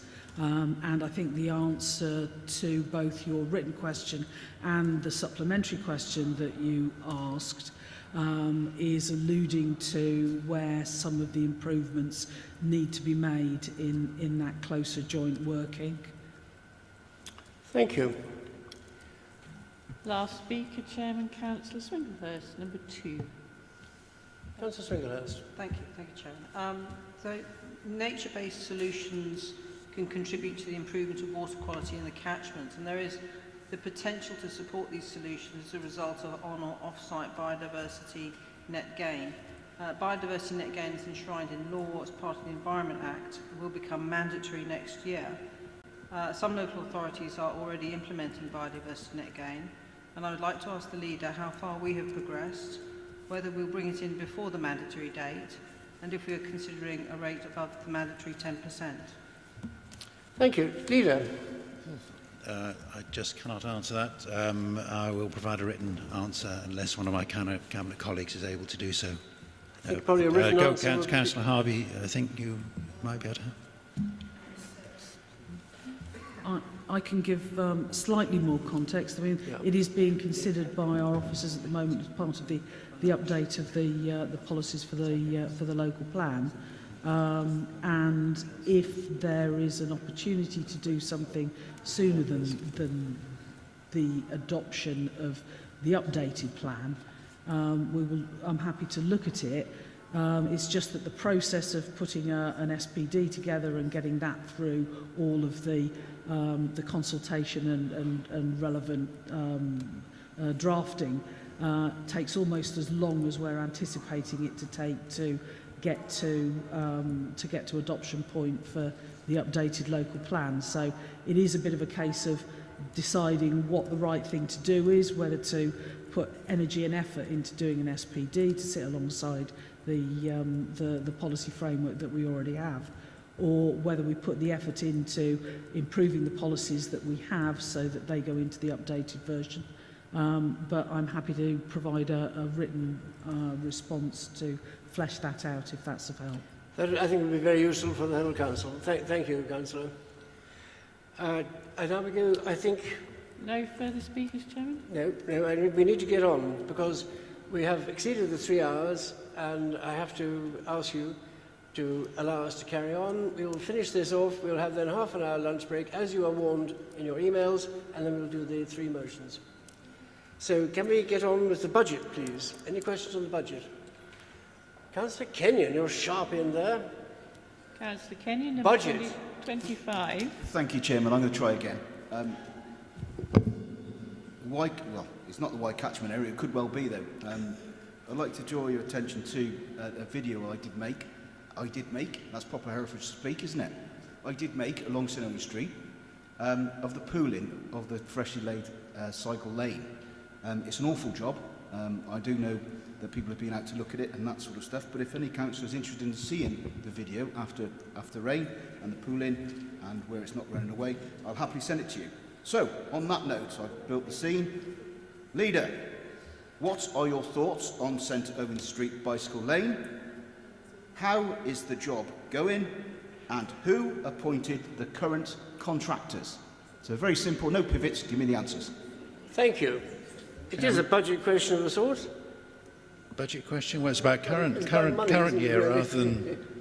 I'm not... Well, you're spending a lot of money on it. Well, I think Councillor Harrington... I've seen photographs of the... Number 8. Number 8, thank you. As Councillor Kenyon knows, I'm checking this. We have a response that the pooling, it was because of the heavy rain that day. I've said that's not good enough to go and check it. We're checking it. He knows that. We'll get a response. Will you give that everyone the answers, please? Well, yeah, okay. I'll put it on Facebook, but, Yeah. you know... No, yes. not on Facebook. Okay, understood. Yes, Chairman, I understand. And Jim knows that as well. I'm not letting it go. So join Right, heavy thank you. rain and Budget questions. On budget, please. Any questions? We can soon go away from that, and then we can have no questions. We go to 5-year housing land supply. Recent appeal. Councillor Howells. Councillor Howells, number 10. Yeah, thank you, Chair. This is a technical subject, but really important to all of us with developments, and particularly places like Ross and Ledbury, where everybody wants to build lots of houses. And I noticed two things. First of all, that we still have a 5-year supply. So my question is, how robust do we think it is? I noted that the inspector thought that some of the sites may not be deliverable. So I've been quite concerned in the consultation on the local plan that there's a site in Ledbury, for example, which was turned down by planners and was turned down in appeal. It's outside the settlement boundary, but it's still been proposed as a site for delivery of houses, which looks unlikely. So Question? The question, I've already said, I'd like to know how robust it is, given those sort of examples, that we've still got a 5-year supply. And alongside that, given that a lot of the sites seem to be around Ross and Ledbury, that I think some of them are undeliverable, this council had a very laudable policy of looking for affordable houses and sites for them.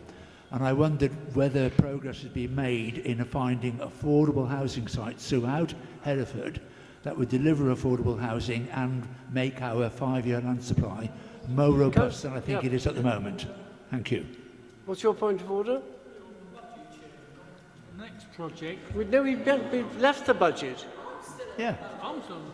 Wait, no, well, I'm trying to limit things. Sorry, we only have another quarter of an hour for this. I'm sorry. 5 minutes, yeah. Perhaps we should have 2 questions per leaders, rather than 3, because that is what would limit. Because in theory, you could have 150 questions plus at the rate we go. So I'm on the budget, so I'm not in the finance, right? And I've only asked 1 question so far, so I'm... So, I'll allow you 1 question. Right, my question relates... And yours is the only one I'm allowing now before we move on. That's very kind of you. Mine really relates back to, because I've got nowhere else to hang it, Councillor Harrington's inspection of the cycle lane in the Hereford Centre. I examined it quite carefully this week. I think it's poor. The actual laying of it is poor.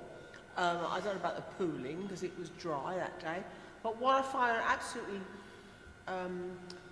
bizarre is the fact that cyclists are able to go in either direction down the road, but obviously cars can't, which they never have done.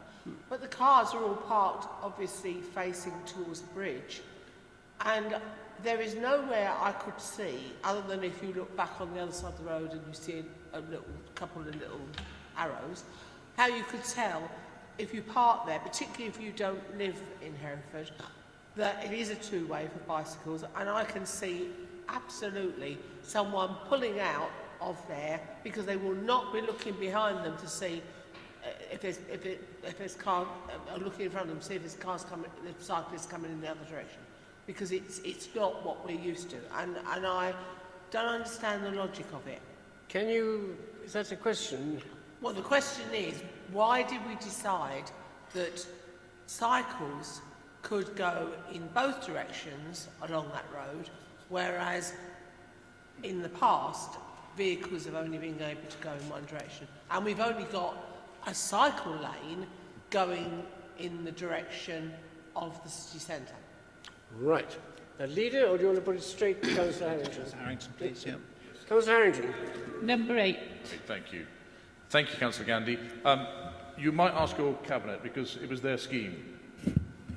They decided to have a contraflow in St Helens Street. It's a very good idea, in my opinion, because it is a desire line. The issue is, how do we protect people, as you say, who are going up a road that has vehicles coming the other way, which people were doing anyway? So the scheme that was designed by the previous administration was to do that, but it wasn't LTN 120 compliant. New legislation came in, it said you had to segregate where you could cyclists from the road, which is why we put the segregation in. In relation to the quality of the standards of everything else, that's all part of the process. In relation to the question Jim asked, Balfour Beatty were commissioned, they've commissioned a subcontractor. All of that will be quality checked, as is a normal process, and the issue of pooling and any issues around dissatisfactory work, and I'm glad you've inspected it, will be checked. Thank you. Concise.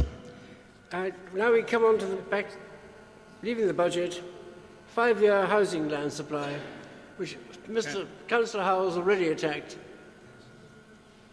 Do you want to have any comments on that?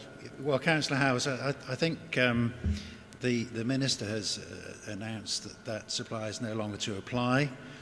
So to an extent, I think it may be academic, because we're really waiting for details, because the details could say all sorts of things. So I think certainly I'm waiting for more information about how the government plans to encourage building houses around the country.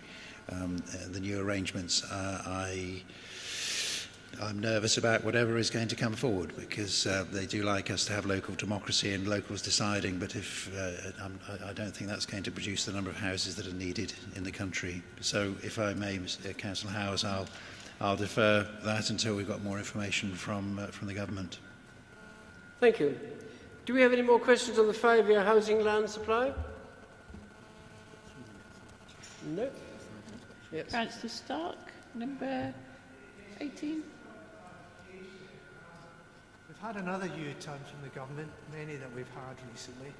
This one to be applauded, which is that we're no longer to have a national housing target across England, over 300,000 houses. It may be a bit early, but I wonder what the impact will be on the need for a land supply if we don't no longer have a housing target for Hertfordshire. Yeah, we're trying to get in the mind of the government, and of course that's terribly muddled at the moment. We need to satisfy our own local needs, and I think that's trying to keep people living in Herefordshire so they don't have to move out of the county, enabling us to have houses which are affordable. So we all know that the multiple of earnings that people have in Herefordshire is very high, so the solution is either hopefully people earning more money but also reducing the prices of houses. So I think we have to address that, and certainly Councillor Harvey, I'm quite sure she's looking at that in terms of the core strategy. I'm sure. But I think we'll leave that now. Do we have any more questions on the 5-year housing land supply? In which case we'll go straight on to rural area designation under the Housing Act 1985. So Councillor Hewitt, number 22. Thank you very much. Being in a rural area, I really welcome this, and I'm sure there are lots of other members who are welcoming this too. What I don't really understand, and maybe this is because it's very, very recent, is that when we have been looking at the rural settlement hierarchy, why we're not proactively discussing this issue now. Because really what will happen is we'll need to go out on another consultation later, and I just think it's pretty important to go, should we be able to investigate different site thresholds? What do parish councils in their rural communities think about that, the thresholds for affordable housing? Thank you. Leader. Councillor Harvey, are you able to give more information on that? Number 6. Councillor Harvey. Yes, it's a bit chicken and egg. We're making the application to the Minister. There's a process which I've been advised takes about a year to go through in terms of addressing our request and getting an answer on that.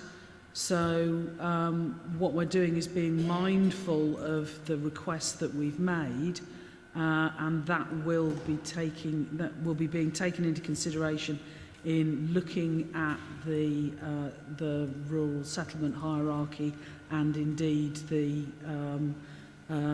likely housing numbers for rural areas.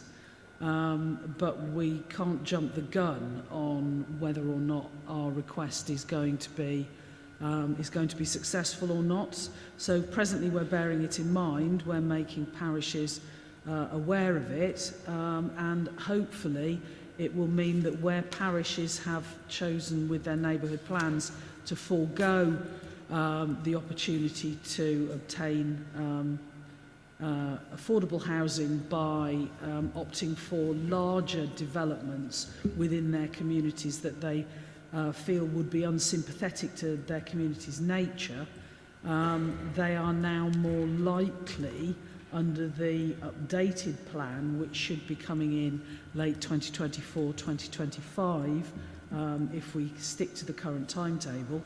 Neighbourhood plans beyond then will be able to look to have smaller developments and yet still achieve affordable housing in their communities. So it's really a heads up on what next. But if we get an answer before the adoption of the updated local plan, then it may be the case that has some impact on what we're able to do under our current policy framework. I am presently unclear on that, but as far as the recent statements from government are concerned, both about housing targets and how development comes forward, officers are assessing the detail of the letter received from the Minister this week, and will be providing me with a briefing note on that, because it will clearly have an impact on the update of the local plan. Thank you very much. I think it's very comprehensive. Rural Services Network next, please. Any questions on... So, Councillor Shaw, number 12. So, sorry, Chair, I had a question under the rural designation under the Housing Act. And my apologies to Councillor Harvey if it's something I've missed, but are ward councillors and parish councils to be advised on whether or not they're in the rural areas being submitted to the Secretary of State for approval? Number 6. Councillor Harvey, Leader, I think you'll be the expert on this. With your permission. Yes, absolutely. Decision notice on the submission to the Minister was published several weeks ago.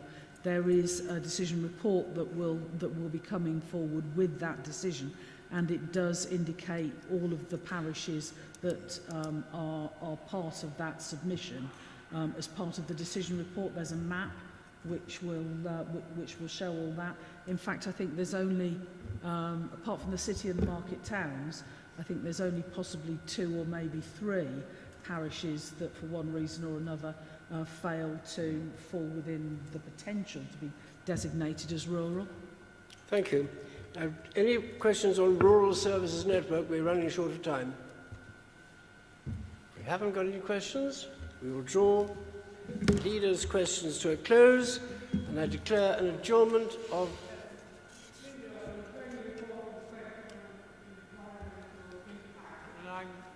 You know, I would On like what? to... Sorry, which... I'd like to get a couple of minutes, please. Okay, well, I'll be generous to you. Yeah. Number 21, yeah, thank you.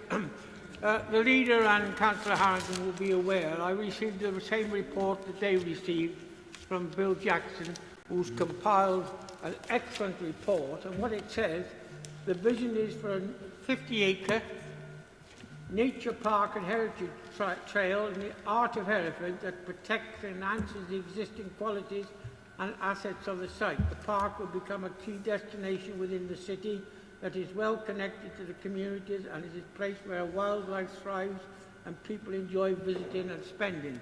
That's on the old Bartisham farm. I think that's a brilliant way forward, and he should be congratulated for bringing that. And that's the example of an Hereffordian who understands the county, bringing forward sensible ideas. And could I just also say to Councillor Harrington... have you got a question in this? Yes, Councillor? indeed, I will now. Thank you. Because as you know, I'm always very brief. Could I also ask them that there is a suggestion, improved residents' access to green spaces in Herefordshire. It's rumoured that some car parks are going to be taken up for that purpose, which I think is scandalous. I've spoken to Councillor Harrington about a quiet road system up to Brainton Springs and the Old Brecon line up to Credon Hill. There's plenty of opportunities for open space without devouring our valuable car parks. Thank you. And could you explain, could you give me an answer to that, please? Councillor Harrington, do you want to respond to that? Thank you, Councillor Matthews. I have seen that report, which is a historic report, which is a fantastic report, which Mr. Jackson got commissioned. It's in relation to trying to protect some of the corridor between the Canary Bridge up onto the North Magazine and parts of Rotherwas. It's a commendable idea. The master plan team is looking at that as part of our master plan, so that is covered off, but I appreciate him raising it again. In relation to car parking's rationalisation, we are looking at some of the smaller car parks, if they should be in the centre of town, how you might use them for another purpose. We don't want them to be built on, we'd rather they were used as little parks. If you think that's highly offensive, that's fair enough, but we will be protecting car parking in appropriate places, and we might consider, and I know he's got a motion on this later, multi-stories in other areas. Thank you. Now we will come to the adjournment. Chairman, No, Councillor Swinglehurst, number Sorry, 2 what- would like to speak. I'd asked if I could ask a question on Appendix A at the start of the debate, and you said that I could, so can I? Be very brief, please, because we really are running out of time. All right, so Okay. thank you, Chairman. Thank you for your indulgence. So This is the last question, though. my question pertains to Appendix A, Commissioned Home Care, and paragraph 6 of the report of that decision, which refers to a key commissioning intention being to create a versatile, cost-effective and sustainable market. Would the leader agree with me that we should be looking into home share as part of this versatile and cost-effective and sustainable market? And for those who don't know, home share enables two people to share a home for mutual benefit, which is typically an older person living in their own home with a room to spare, and they're carefully matched with a younger person who will provide an agreed amount of support in exchange for good quality, affordable accommodation. There is a national provider for this, and I think it would be really useful addition to the Council's activities. So would the leader undertake to look into this with the Corporate Director of Community Wellbeing? Leader. Yes, more than happy to ask him, and hopefully we can provide a written reply. Sorry, them. Right, a written reply coming all our ways. We will have an adjournment now for half an hour precisely. That means back at 2 o'clock, please. Lunch. I believe there's some good sandwiches either at the Shell Garage or just opposite across the road, or you may have brought your own feast. I see people are diving into a feast already.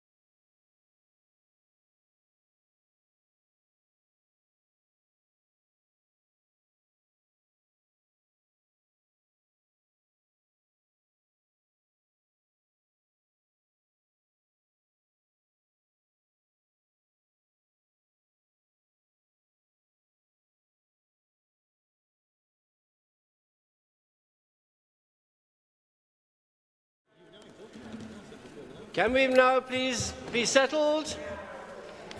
We're about to start again. Councillor Shaw. Councillor number 12, I think. Is this something of business or is it just point of order already? We haven't started yet.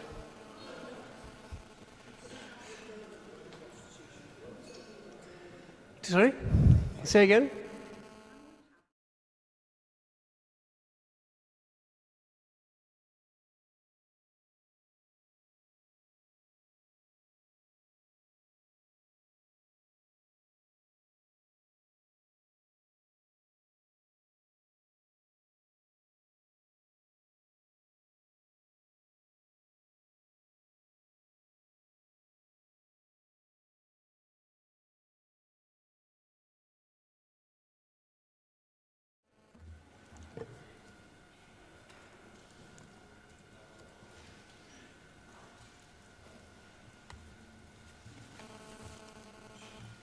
Are we on live stream? Thank you. We are there.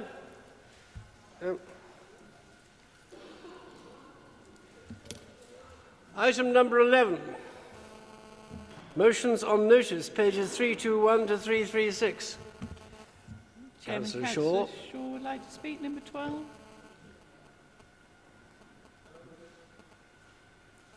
Number 12. Thank you. Chair, I just want to bring your attention under motions without notice 4192 that no one has brought a motion that the meeting continue beyond 3 hours.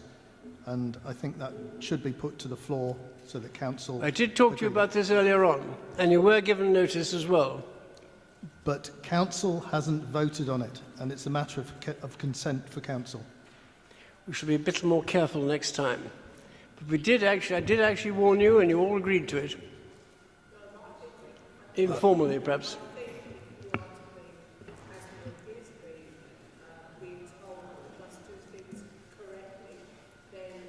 I should be just as correct. Yes. Smack hands. If necessary, Chair, I'll bring that motion now, but I shall vote against it, if you understand. I think shall we say, be a little less pompous about the whole thing and just get on with life? I mean, really, seriously. Do you want to go through this? Well, I'd like to know the will of Council to sit all afternoon. I'm happy to sit if you're willing to sit. We have had... Sorry? Can I just propose the meeting goes beyond 3 hours and we accept that? Seconded? Thank you. No. I doubt it. I don't think there's a provision of time in this, is there? No provision of time. I hope it'll be very rapid, but there is no provision of cut-off in the Constitution. Should we agree an hour and then revisit it in an hour? You can do that if you want. If you want to do that. Bearing in mind how fast some of us have to We are travel. going to try and get through it as quickly as we can, Councillor. I'm as keen to get back as you are, I assure you. Can we just, perhaps... Councillor Norman. Councillor Norman? Number 15. Up first.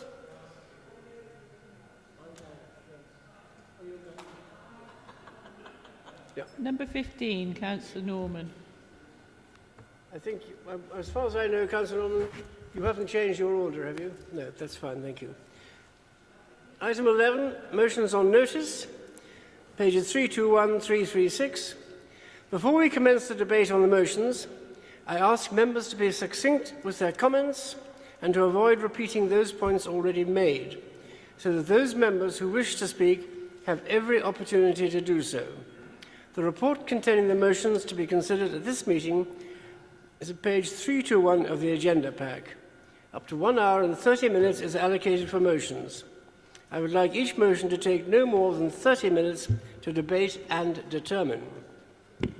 Council has 3 motions to consider. I will identify a proposer and a seconder to move the motion.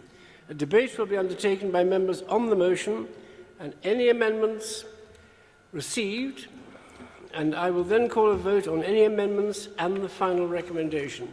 Motion 1, proportional representation, proposed by Councillor Norman, seconded by Councillor Howells.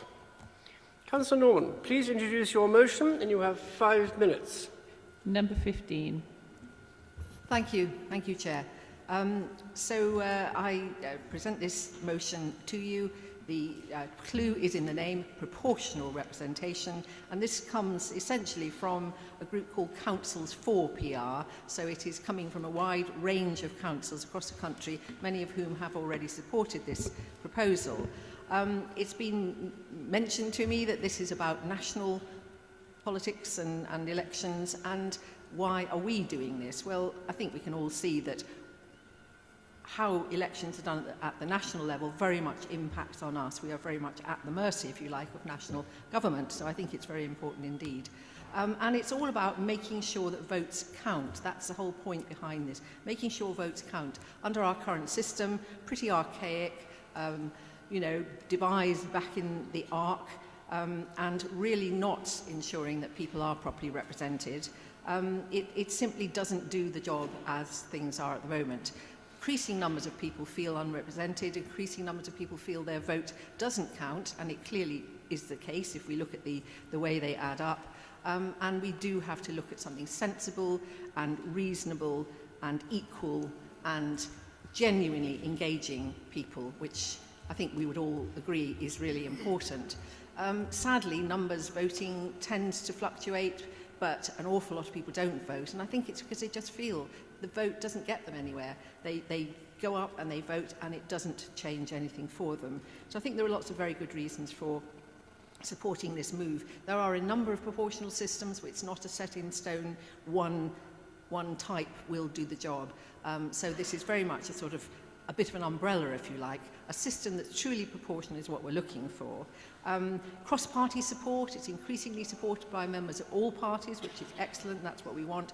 We appear to be the only one of 2 countries left in Europe who are sticking with this system. All the rest have some form of proportional system, and I think we'd agree that they have a much wider range of representation as a result, which is healthy and seems to me much more democratic.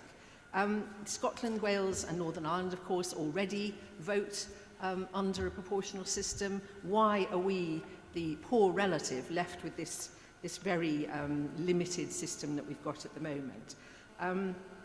We did have an election way back, a very feeble effort that offered us an incredibly anemic option, which really wouldn't have actually changed things a great deal anyway. And understandably, very few people voted at all, let alone voted for it. So I think we have to do the job properly, have a proper proportional system if we're going to go for it. One quick thing to say is I think a lot of people say, well, I like knowing who's representing me. I like to know that person, for better or worse. You can still have that with a proportional system. There are different forms that we would look at, and you can still retain that local representation if that's what matters to you. But the point is to ensure that the spread of votes is proportional and that all parties are represented where they have a sufficient number of votes, as we see in most other countries. So I don't want to go on and on and on. I think it's very clear what we're being asked to do is we can't change things. What we're being asked to do is to write to the government calling for change and to ensure that our outdated electoral laws, that we move on from that and we have a sensible proportional system for our general election. Thank you very much. Thank you, Councillor. Councillor Howells, do you wish to speak now or later?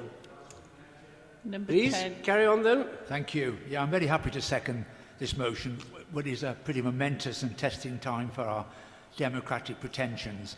And there's been lots of witticisms about the shambles of the current government, but one I quite liked was widely circulated. It was a tweet by a guy called Alan McGuinness about the recent political roundabout shenanigans in Westminster.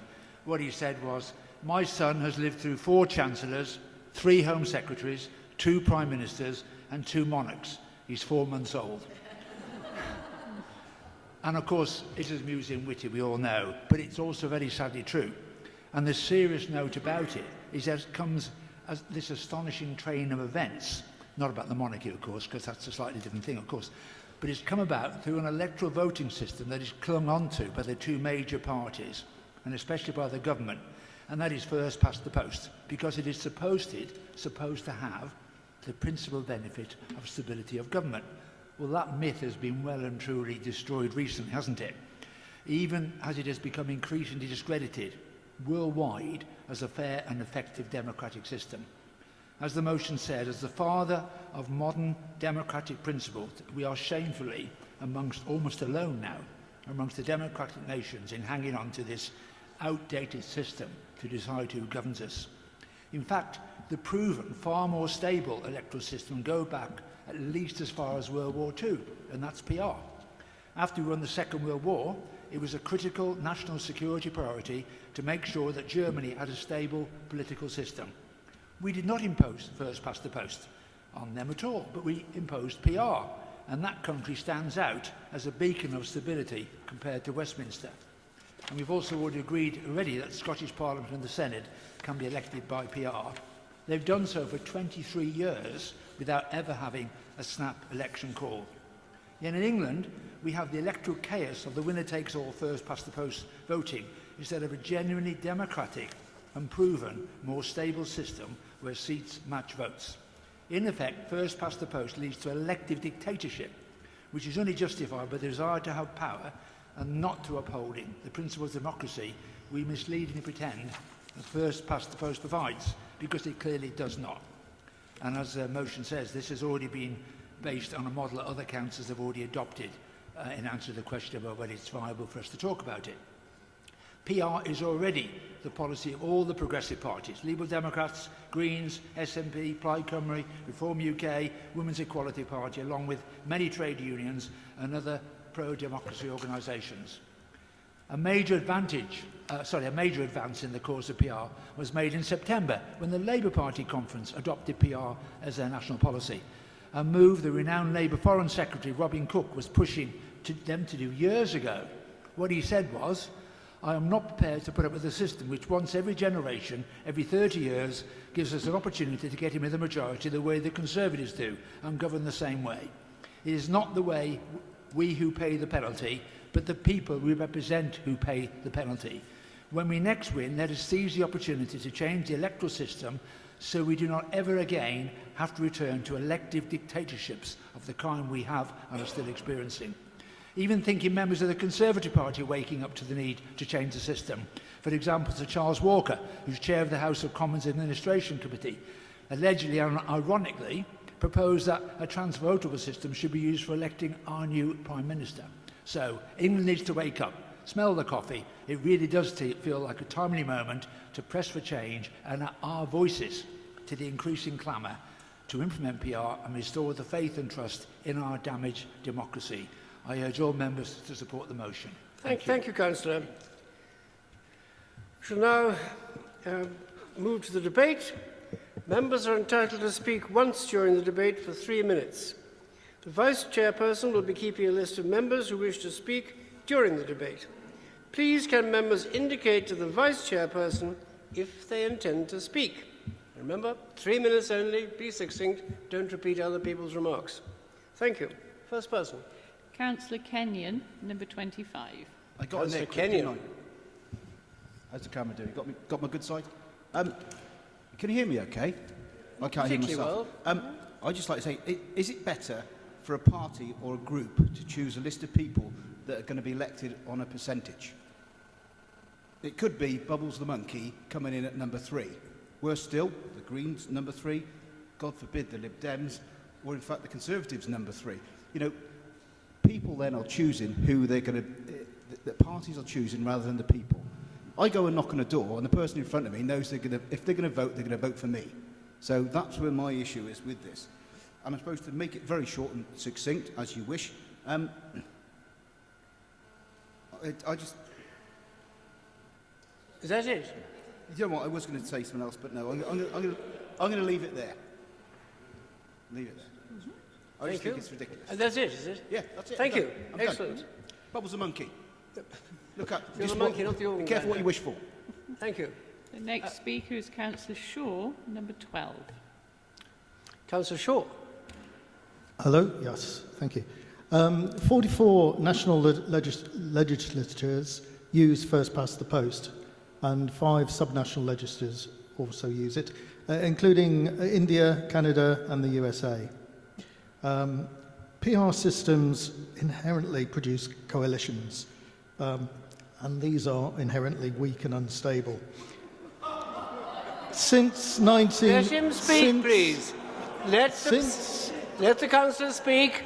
I'll have an extra 20 seconds. Thank you. Since 1945, for instance, Italy has had 69 governments, an average of 1 every 1.1 years.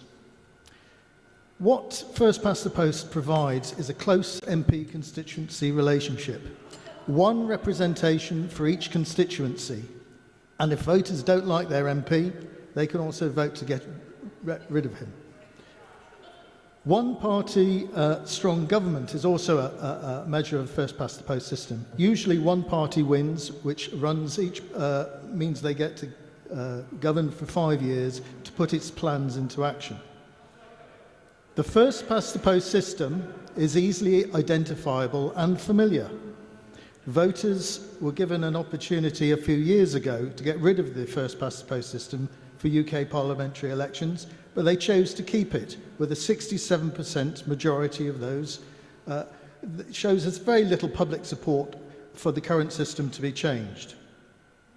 And the First Past the Post system encourages broad church pertinent policies and discourages extremist parties of the types we tend to get certainly in the continent.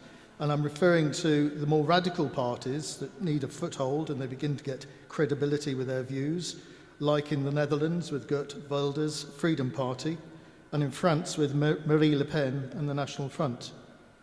So I should be voting against this motion, and I think for the reasons given that councillors may want to join me. Thank you.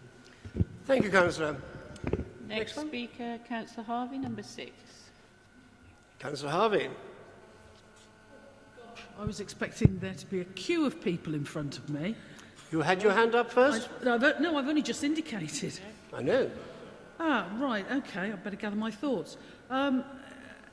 PR, yeah, I think it is better than the system that we've got at the moment, but I'm not sure that we can leap to it in a single bound.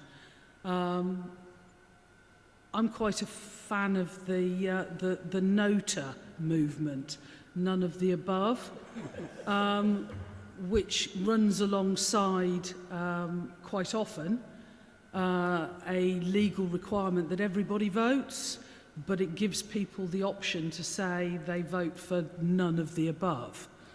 That at least gets people into the habit of voting, and I think one of the concerns that I have is that a contributor to the democratic deficit that we have is, as Councillor Norman alluded to in her proposing speech, that people are switched off to politics. They see what happens at national level, and it poisons everything else. Local democracy and parish local government feels like it's in the doldrums, that more than half of the parishes that we have in Herefordshire haven't had a full-term election for their councillors for many, many years. And I think for me, NOTA and a requirement that people do at least vote is a step in the right direction to get people expressing an opinion, even if it is, I think you could all do better. So I think on balance, I'm happy to support this as a notice of motion because it's sort of aiming for the stars, whereas maybe NOTA's aiming for the chimney pots. But I think if we get ourselves off the ground in terms of improving the system that we have, that will be an improvement. So chimney pots or stars, I'm happy with a bit of progress towards better voter understanding and a reduction in the democratic deficit locally and nationally. Thank you. Next speaker, Councillor James, number 11. Councillor James. Thank you, Chairman. I do, whenever there's criticism of PR, it's always Italy that's brought into it. Now, that has not to do with the political system, it has to do with the culture in Italy, I'm afraid. Sadly to say, now I'll be accused of being racist or nationalistic, but that is a fact, because probably the most stable government in Europe is the German Parliament. It's far more stable than our governments over the years, as well as the Scandinavian countries, most stable countries in the world under PR. And I would remind those independents who may be sort of worried about this, remember it's the way that an independent is more likely to get elected than the national parties. We had a independent police commissioner at the beginning of the life of the office, as it were. I don't think we're going to get it on first past the post, but it is possible under that. And it is important, those sort of things, that people... In Northern Ireland, if we'd had a first past the post system in Northern Ireland, we still wouldn't have peace in Northern Ireland. It's questionable whether we have it now, but it's certainly the reason why there's been stability in Northern Ireland for the last 20 years. If you was to try and reintroduce the first past the post, we would have anarchy. Likewise, in many countries throughout the world where there is division, PR is the only answer. And so I do think it's important the individual representative being elected. But you can do it, and Wales have done it. Wales have got individual parliamentary representatives, individual constituency representatives, and they've got the sort of sorting out the inequities of first past the post. So, you know, it's a very good system, irrespective of whether you think Wales should have an independent parliament or not. So I would urge members to support this. It's in the interest of everybody. Everyone, I think. It's been in the interest of the Conservative Party in Scotland because they were virtually wiped out and they've only come back to life through a PR system being in Scotland. So please think more about the country rather than your narrow political positions. Thank you. Thank you, Councillor. Who's next? Councillor Stark, number 18. Councillor Stark. I fully support this motion, not just because I'm a Scot.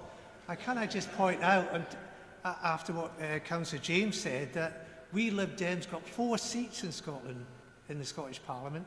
Conservatives got 3, but because of the list approach, which is their PR system, they ended up with 32, and we ended up with no more than the 4 that we had before. But that hasn't stopped the Lib Dems in Scotland supporting the PR system. My main concern about first past the post is coming second gets nothing. The problem with that is voters are left to have to tactically vote in order to try and get any representation at all in terms of first past the post. So if you have a seat where you are then faced with the fact that you can't vote for your own party, but you have to vote for who you think might win in order to stop who you don't want to get in getting in, then that is really corrupting the whole system. And let's not forget that this particular government got in with 43% of the vote, but ended up with an 80-seat majority. An 80-seat majority allowed them to bring in Brexit against the wishes of most people who voted in that election. It doesn't lead to stable government, it leads to unrepresentative government. So I fully support this motion, and I hope that everyone else does in this hall. Thank you very much, Chair. Thank you. Thank you, Councillor. Next one, please. No further speak. Councillor Tillett, number 18. Councillor Tillett, Thank you, Chair. I just want to take this opportunity. I suspect, like many, we were perhaps not looking forward to returning after lunch, and therefore I want to congratulate Councillor Shaw for having made it so worthwhile. And as an Equity Union member, I also want to compliment him on a performance of such deadpan straight-facedness that it would be a tribute and indeed a welcome element to any performance on the stage. For a Conservative Party member to sit there with an increasingly shrinking number of his colleagues bothering to stay, I notice, for him to say that it leads to strong and stable government when we have had three changes of government in the last 6 years. And whilst we can all argue the merits of the coalition government, perhaps he needs to be reminded that the last stable government that saw out a full term in this country was indeed a coalition government. So, methinks the gentleman doth protest too much. But thank you very much for the entertainment, Councillor Shaw. That's very generous of you, Councillor. Thank you. Do we have another speaker? Yes, Councillor Swinglehurst. Number 2, Councillor Swinglehurst. Been an equity member in my time, and I have a due regard for Councillor Tillett. I always think his contributions are generally worthwhile and intelligently thought through. I hold it to be a basic principle of debate that it is actually okay to put a different view. You do not need to be mocked and ridiculed for doing it. Thank you. Thank you, and quite right too. Do we have another speaker? No, we don't, Chairman. No? Oh, Councillor Stone. Councillor Stone. Number 12. Thank you very much, Chairman. I seldom disagree with my colleague, Councillor Shaw, who today spoke with his usual eloquence, as he's done all through this meeting. But I do disagree with him slightly on the PR issue, because, as Councillor James rightly said, the Conservative Party, which I've been a member of for many years, would have been virtually wiped out in Scotland and Wales if there hadn't been PR. At the moment, there's good representation for the Conservatives in both the Scottish Parliament and the Welsh Senate. And I think this has quite a lot to do with PR, because when times are really bad and you're doing very badly as a party, if you're in parts of Scotland, parts of Wales, other parts of the country, and your party's always in a minority, you do at least get some representation. And I think that's only fair for the local supporters on the ground. Otherwise, you're almost despairing of ever seeing anybody get elected who you've been supporting. So I do think there's an argument for looking at the first past the post system again. It does have a lot of advantages, first past the post, such as at least you know who you're electing. But I think we've always got to be open-minded on these things and be prepared to think again. And although I don't feel strongly enough about this to support the motion today, I will be abstaining because I feel the electoral system does need to be looked at. I don't think it's really working as well as it should be at the moment, but I agree very much with Councillor Harvey that we should take it really stage by stage and maybe not doing it all in one go, but really look into the details of how it would work. I'd like to see a PR system that's really effective, not the one that was voted out a few years ago. I'm not convinced of any of them at the moment that would really answer the issues, but I do feel it should be looked at, and that's why I shan't be voting against the motion today. Thank you, Chairman. Thank you, Councillor. Do we have any more speakers? No, Chairman. Well, then we shall... Councillor Norman, you have the right to sum up. Number 15. Right. Thank you very much indeed, and thank you for contributions from everyone, you know, amusing and otherwise. Just a couple of quick things to take up. The point was made about, the point needs to be made that there are different forms of PR. One or two people were referring to it as if it was set in stone and it did one specific thing. That's not the case. There are different types, and I did say this earlier, you can have local representation, somebody that you specifically want to support. A list system can be, you know, there can be versions of it, variations of it. I do think that a lot of the points made against PR have been discredited, really, as indeed has the first past the post system. Quick reference to NOTA, just to say that in the Green Party we have RON. You can vote for RON, which is reopen negotiations, and I think that's a great idea, that you can reopen nomination. Sorry. I think it's a great idea. You know, if you don't like what's there, you have an option to say we want to go back to this. There's lots of other things I could say. I do think overall, appreciate the points everyone's made, some very eloquent points in favour of PR, and I do hope you'll support this. Thank you. Thank you, Councillor. I will come to the vote. You will vote either for, abstain or against. All those voting for, please.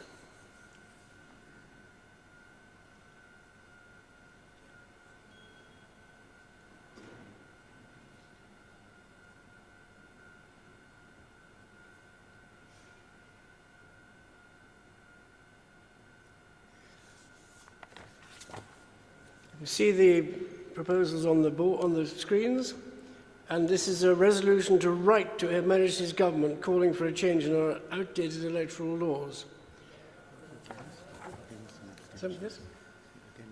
Against? No, abstentions for abstentions, please.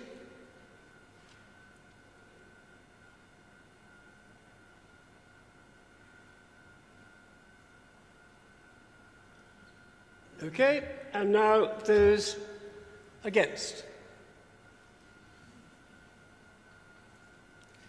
I think that motion is carried. Thank you very much.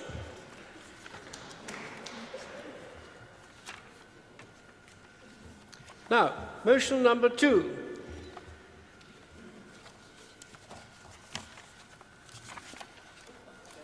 Sorry. Multi-storey car park by the bus station. Proposed by Councillor Matthews, seconded by Councillor James. Please note a correction to the wording in the motion on page 322. The last line of the second paragraph should read, it takes them an excess of an hour. Councillor Matthews, please introduce your motion, and your motion will be seconded by Councillor James. And Councillor James, you should speak now or after the debate? After the debate? Now. First of all, Councillor Matthews, all yours. Number 21. You have 5 minutes. Councillor James has 3. Members, I was present at a meeting some time ago when the issue of the serious sexual assaults around the city and in the city and in the area generally were debated. Following on from that, a few weeks later, I was approached by a small group of nurses who of course work 24/7. They stressed that they felt very uncomfortable about having to walk late at night from the hospital to the Garrick House car park, where they have permits to park.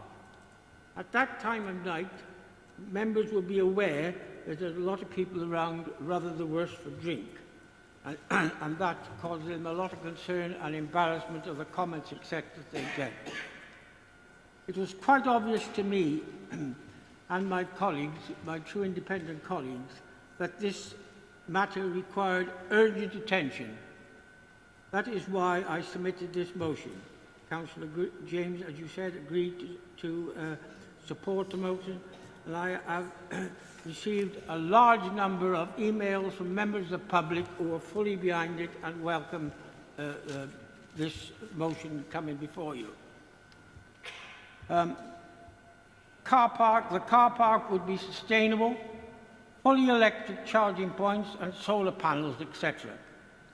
Will free up spaces at Garrick House to support town centre and the old market, make it safer for hospital staff, and a strong case to be funded by prudential borrowing with sustainable long-term income stream.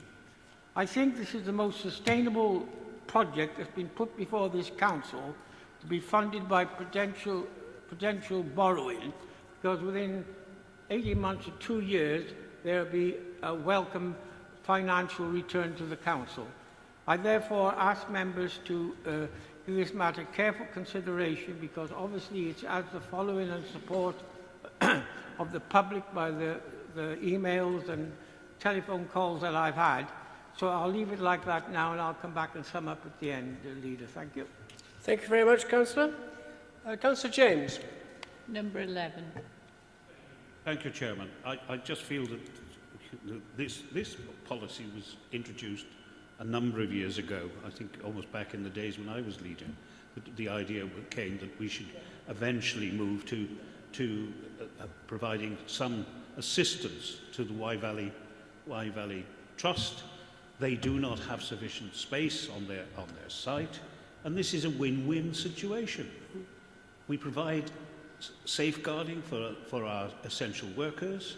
Nurses are leaving shifts late at night and having to walk through the former graveyard. And we've had numerous staff who've actually been followed by persons, perhaps innocently, but you can imagine the fear of going through the city at night on their own, some of them, and going into the multi-storey car park at the other end of the town, or the centre of the town, and having to face that at the end of a long day's shift. This is, you know, as far as I'm concerned, a no-brainer. It is essential that we do something like this. And it's the only opportunity we will have in the coming 20, 50 years to have a site where we can do something like this. In the name of God, please think about the people who are doing the work of looking after the elderly and the sick in our county, and support this particular motion. It's going to be cost effective if money is all you think about. You know, it could be self-financing and could provide eventually a stream of income for the council itself. So please support this particular motion. Thank you, Chairman. Thank you, Councillor. We now go to the debate. First speaker. Councillor Kenyon, number 25. Councillor Kenyon. God, I keep getting in first. A very busy day you're having. I am, yeah. I've got lots to say. I'm not allowed to talk though. I'm never in charge. Right. I've long said about this, and I've spoken to John at length about this as well, and he's well aware of it. And I'm sure this plan that's coming up, this Great City Plan, it should be included in that. There's lots of merits for it. There's already two multi-storey car parks. There's the Newmarket car park right next to the Garrick House. It's a very relevant point what Bob brought up about the nurses. It is an issue, and I do know that taxis, they will get in a taxi, get a lift to their cars and get in their cars. That particular multi-storey car park at Garrick House is well known for boy racers. I was never one of them, to be fair, never quick enough. Skateboarders and the like, and it's dark and murky, and it's not a very nice place to go. So there's two already over there, and my thinking for putting it on the bus station area there is you can turn right. That would service the north of Hereford, coming from Worcester and that sort of area, because when you come into town to shop, what you want to be able to do is get out of town quick. Now, if you could get onto Commercial Road, straight up Ayleston Hill, and get out of Dodge, that's the way forward. People would park there, and it would attract people coming to the city. If you put it in the centre of town again, look at the debacle that goes on every Saturday trying to get into the old market development car park. It has a knock-on effect all the way along Edgar Street. If you know the city, if you live in the city, you will know what I'm saying is right. So I absolutely support this. And the way we could fund it, because it's always about funding. There's two car parks I can think pull out there straight away. Simmons Street car park, huge car park. Why not put that aside for affordable housing? Speak to our partners at Connect Us and see if they want to build some housing on there. That's the income coming in straight away. Also, Union Street car park, the little car park by the bus station just opposite, right in the corner by the hospital. That would be fantastic for units. Why not we get planning permission on it and sell that? So by selling those car parks and raising funds, we can not only help fund this particular multi-storey car park and keep not just nurses but doctors too, everybody is safe in and around there. It's great for the city, a massive support of this, and there's funds and we can do this. So John, I plead with you to put this in this plan you're coming up with, and let's move this forward. Thank you, Councillor. Next. Next speaker, Councillor Foxton, number 15. Councillor Foxton. Thank you. Right. Thank you, Chair. Please note, I believe the NH staff have created their own car park in Ironhill Ward on Chartwell Road, Bladen Crescent and Blenheim Close. Cars park on both sides of the roads, on the inside and outside of bends. Point of fact, one house is located on a bend and has 9 cars, nose to tail, parked outside their property. Most cars arrive between 7 and 8 and remain there for most of the day. There's been a fatality, also a certain number of minor accidents, and in one case, what turned out to be a very expensive accident, all caused in no small degree by parked cars. I've only received a verbal assurance that a TRO has been commissioned. As yet, Highways have not come forward to supply me with any dates for the procedure to be delivered. The TRO, which I consider to be seriously needed and a very high priority. That's an aside, but I will be supporting this motion. Thank you. Thank you, Councillor. And who is next? Councillor Harrington. Councillor Harrington. Number 8.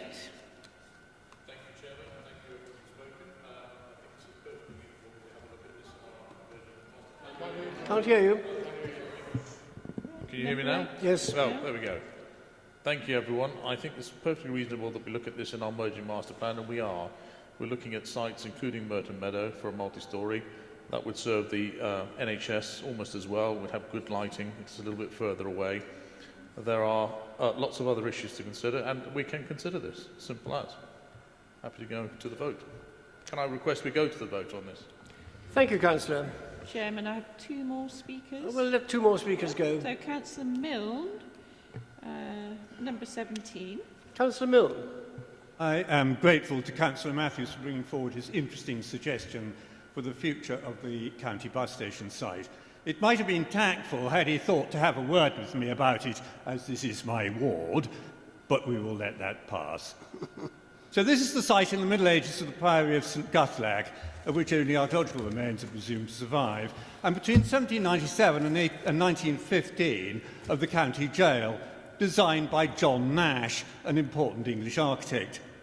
Much of this was cleared in 1929 for the bus station and cinema, but we are lucky enough to have the listed former governor's house executed in muscular stonework.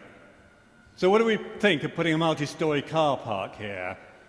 And not very much. In local plan terms, obviously this would be a conflict with policy LD4 for the historic environment, MT1 for the promotion of active travel, and HD2 on place shaping in the city. The whole area is already dominated by car parking, with the council's Curl Street car park and a sea of soul-crushing asphalt covering every available space around the hospital. More car parking here would simply undermine Wye Valley NHS Trust's sustainable travel plan and indeed our own climate commitments. The fact is, multi-storey car parks create these ugly and ultimately unproductive dead zones in cities and appalling points of conflict with pedestrians, as at Garrick with cars constantly entering and exiting across the Widemarsh Street pavement. I can tell Councillor Matthews that the site is identified in the emerging Hereford City Master Plan for a generation. So this might mean a mix of commercial spaces and sensitively designed accommodation for students or nurses. This supports the commitment made by the last administration through the Hereford Transport Package to improve public realm, public and active travel options along the commercial road corridor, reducing the dominance of the private car. Clearly, Councillor Matthews' suggestion will undermine this. Building more car infrastructure, be it car parks or roads, just makes the problems of traffic congestion and emissions worse, and will continue to get worse until a city prioritises public and active transport, until it becomes quicker to use the bus or the train or the zipper or the bike or whatever. Urban transport planners have understood this for decades. It is described by the Downs-Thompson paradox. Look it up. Obviously, I share Councillor Matthews' concern about recent assaults on women and girls, albeit these occurred down by the river and not on the short walk between the Garrick and the hospital. With Safer Streets 3 funding, the Council has identified and addressed the high-risk areas and will continue to do so through Safer Streets 4. There is no evidence multi-storey car parks make our city environments safer for women and girls. I absolutely cannot support this motion. Thank you, Councillor. Next speaker is Councillor Swindlehurst, number 2. Hello. Yeah, no, it's just hopefully make a useful contribution to direct Councillor, attention. I don't think we can hear you properly. To direct attention to the 2019 document, the Herefordshire Development and Regeneration Programme, which has the country bus station concept designs completed, including, I'm afraid, a car park, but also key worker housing and the potential for extra care, supported living and other uses. So just rather than reinvent the wheel, there's already a plan, a nascent plan might be worth looking at. Councillor Gandy, number 4. As somebody that's come from a town that is noted for its proliferation of multi-storey car parks that in fact actually hide the town centre itself entirely, I can assure you that multi-storey car parks are not what considered by young women as being a safe place to park their car at night. I'm not saying we shouldn't consider a car park, a multi-storey car park in Herefordshire, but I don't think the reason for it to be used for nurses leaving their shift at night is the reason to do so. Multi-storey car parks are not safe places. They are not places that young women or middle-aged women want to walk through at night if they can avoid it. They are lonely places to be, and they are vulnerable places to be. And in the case of the town that I lived in, there was a murder that actually took place in one of the multi-storey car parks. So although I support the idea of a multi-storey car park, I do not think we should be looking at it as a means of improving the safety of our nursing staff in Herefordshire, because it won't. Thank you, Councillor. Do we have one more or not? No, Chairman, no. That's we further come to the speakers. conclusion there. Councillor Councillor. Harrington. Yes, I understand that. Thank you. You know, that's understandable. Thank you. Councillor Matthews, it's your chance to sum up. I apologise to Councillor Milne, but it will remind him that he did interfere on a number of issues on my ward without consulting me. So that squares that one. I'm appalled. Thank you. Can we just get on with the summing up? I'm appalled by his attitude and approach, and also that of Councillor Gandy. I've never heard such claptrap in all my life. Don't talk so silly. Can we please get on with your summing up? This car park, if the ground floor was for nurses, it would be perfectly safe, and I can assure them that it's the view of the majority of the public of this county that wants this. I've had a stream of emails. Quiet, please. Don't interrupt. Supporting this project. So please, let's support this. This is what the public want, because if we don't, because not only that, if you look at my motion, it not only covers that, it covers the railway station, and it supports our small businesses who are crying out for parking facilities in that area of the city.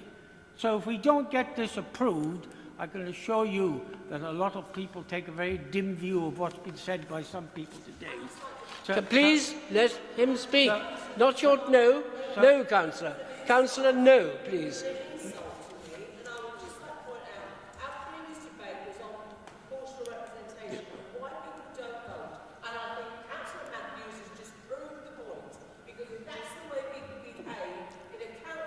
Councillor, it's not surprising that people don't turn out to vote. Thank you. Thank you. Well, I'm just making the point and expressing the views, Councillor Gandhi, what the public think. And it's time we listened to the public and did what they wanted, rather than a few hardcore people who've got a lot to say for themselves. So please do not interrupt. Anyway, let him speak. Anyway, folks, there's a lot in the motions you'll see, not only for the safety of the nurses, but a lot in there. And I also had some emails today, Councillor Gandhi, from the students up at the college. They got nowhere to park, and a councillor also said about cars parked on the streets. They're parking on the streets outside the colleges. So cars aren't going to go away. Let's hope we can have electric cars and cut down the emissions and pollution that way. But they're not going to go away. In a rural county, we'll always need somewhere to travel and somewhere to park. And so I'm sorry if I offended anybody, so I will publicly apologise now if I offended anybody. That wasn't the intention. I was merely trying to get home strongly my point and how strongly we feel about it. I ask members to support this. Thank you. Thank you, Councillor, and thank you for your apology. I hope Councillor Gandhi... Not accepted. That's a bit uncivil, I think. Well, that's your option. Now we come to the vote. I'll call the vote, and members are asked to clearly raise their hand to indicate if they are for, against, or abstain for the motion. All in favour?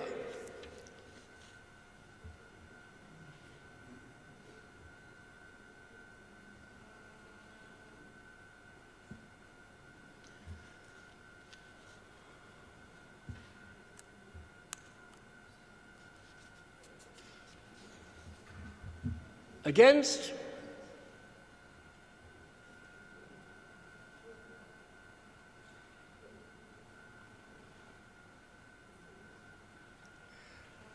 Any abstentions?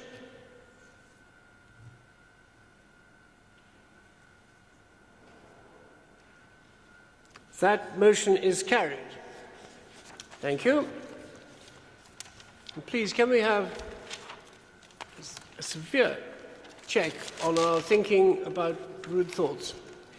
Let us always be polite in debate. Motion 3, Local Government Finance and Cost of Living Emergency, proposed by Councillor Harvey, seconded by Councillor Harrington. Councillor Harvey, please introduce your motion. You have 5 minutes to do so.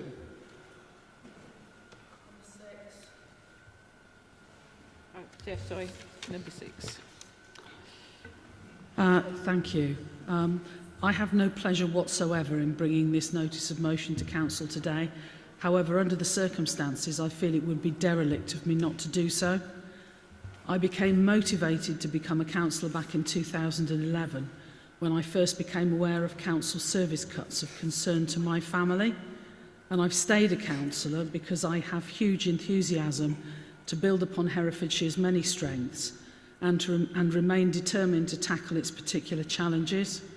I spent my first 8 years watching members of successive Conservative administrations bite their tongues, dig in and do their government's bidding without a murmur as they repeatedly implemented swinging cuts to services across this council. Cuts which were and are the consequence of a neoliberal project to impoverish our society and to undermine government at all levels but Westminster. Since 2019, this progressive administration has worked to reinvigorate this council with new expertise and new perspectives. With no end in sight to the government's austerity campaign, we have taken action to sustain the services that do remain by transforming the way services are delivered, to enable our communities to be better able to help themselves as the scale of social poverty gets progressively worse, to respect the value and importance of our parishes and support them to expand in their ambitions and grow their capabilities, to strengthen at least our democracy and partnership working at the most local of levels. Alongside these defensive and preemptive actions, we, like other councils, have been faced with finding massive savings as the public sector has continued to be squeezed by Westminster. Today, as a local authority, we have well over £100 million a year less core funding for Herefordshire services than in 2011. And since 2016, successive Conservative governments have determinedly driven this country over a cliff economically, whilst deregulating and asset stripping to benefit their benefactors and to the detriment of our health services, our environment, our rivers, our safety, remember Grenfell, our energy security, our food security, our education, our transport, our communities. The list is a long one. Today, people are dying for lack of access to GP and health services. Parents go without food themselves so their children can eat and have heat. Our elderly huddle in unlit and unheated homes, afraid to turn the radio on for company, let alone the stove for sustenance. It is an active choice of this government that it should be children, the sick, the elderly, the vulnerable, the poorest in our communities, those least capable to defend themselves, that are the ones to suffer. These groups are the hardest hit by the rampant inflation and skyrocketing fuel costs, which are the consequence of this government's mismanagement of our economy and its critical national infrastructure. It is a tragic fact that these groups are also the most heavily reliant on services councils provide. The services cut already almost to the bone and facing further threat in 2023. This motion asks that we recognise the fact that we have a cost of living emergency on our hands, hitting hardest those least able to cope. Such motions have been passed by councils up and down the country and have been championed in the LGA by the Liberals, and the phrase itself is already passing into common use in print and broadcast media. Who here in Herefordshire, knowing our demographic and economic circumstances, would be so bold as to deny it? In recent months, government has provided reactive and short-term handouts, which with little notice and less planning, it has required councils to distribute. But it's far too little and bears no relation to the scale of the problems growing numbers of people are facing. As councillors and collectively as a council, it is right that we publicly recognise this lived truth for so many of our residents and pledge to continue to fight for our services and maintain support to those who need them most. Alongside the immediacy of the cost of living emergency, this motion also recognises the strategic and structural crisis in the financing of local government and the actions necessary to mitigate. Westminster has made many promises to improve the situation, to devolve decision-making to the most local of levels, to adequately fund local government, to revalue and extend council tax banding to more fairly spread payments, to reform the business rates system, to rebalance grants and funding formulas, to give multi-year financial settlements. Can you so bring government, your speech to a close, please? So government, Chairman's discretion, I would be most welcome. I would most welcome on this. Be brief, please. All these promises made and then repeatedly broken. In the past, I can quite understand why some members previously in administration might have struggled to challenge such repeated failures in their own party and government. But hopefully now, with all that has happened in government in recent months, the double-digit inflation, the fuel prices, the waste, the lies, the PPE scandals, the tone deafness, the unfairness, the incompetence, all members will feel able to get behind this administration's call for action, short-term financial support and the requirement that promises be kept. I will be calling for a named vote on this motion if that has any bearing on members' approach to the forthcoming debate, which I look forward to with interest. Thank you for your rodomontade. The motion now needs to be seconded, and Councillor Harrington will second the motion, I believe. Councillor Harrington, do you wish to speak now or after the debate? Number 8. Thank you. 3 minutes. Thank you. Right, I'll be as quick as I can. We have two parts to this motion. One is in recognising a cost of living crisis, and the other one is to do with continued austerity. We have got record inflation at the moment, I believe, the biggest inflation rise that we've had in decades, which comes with significant increases in fuel and food prices, and which has had a severe and growing effect on the ability of many of our county's residents to live within their means through no fault of their own. We know people are going to struggle to feed and warm themselves and their families this winter, and despite our efforts as a council to designate warm banks and increase the provision of free school meals during holidays, amongst other measures, we know people will still go cold and hungry. And that is not good, and that's not really acceptable in 21st century Britain. The government must intervene in a more meaningful and consistent way to support councils to support its residents who will struggle this winter. And we must keep the pressure on them to do that, because who else will? The LGA is a chocolate teapot, our MPAs are not doing it. I therefore think it is up to us to keep asking this question, even if it seems sometimes futile.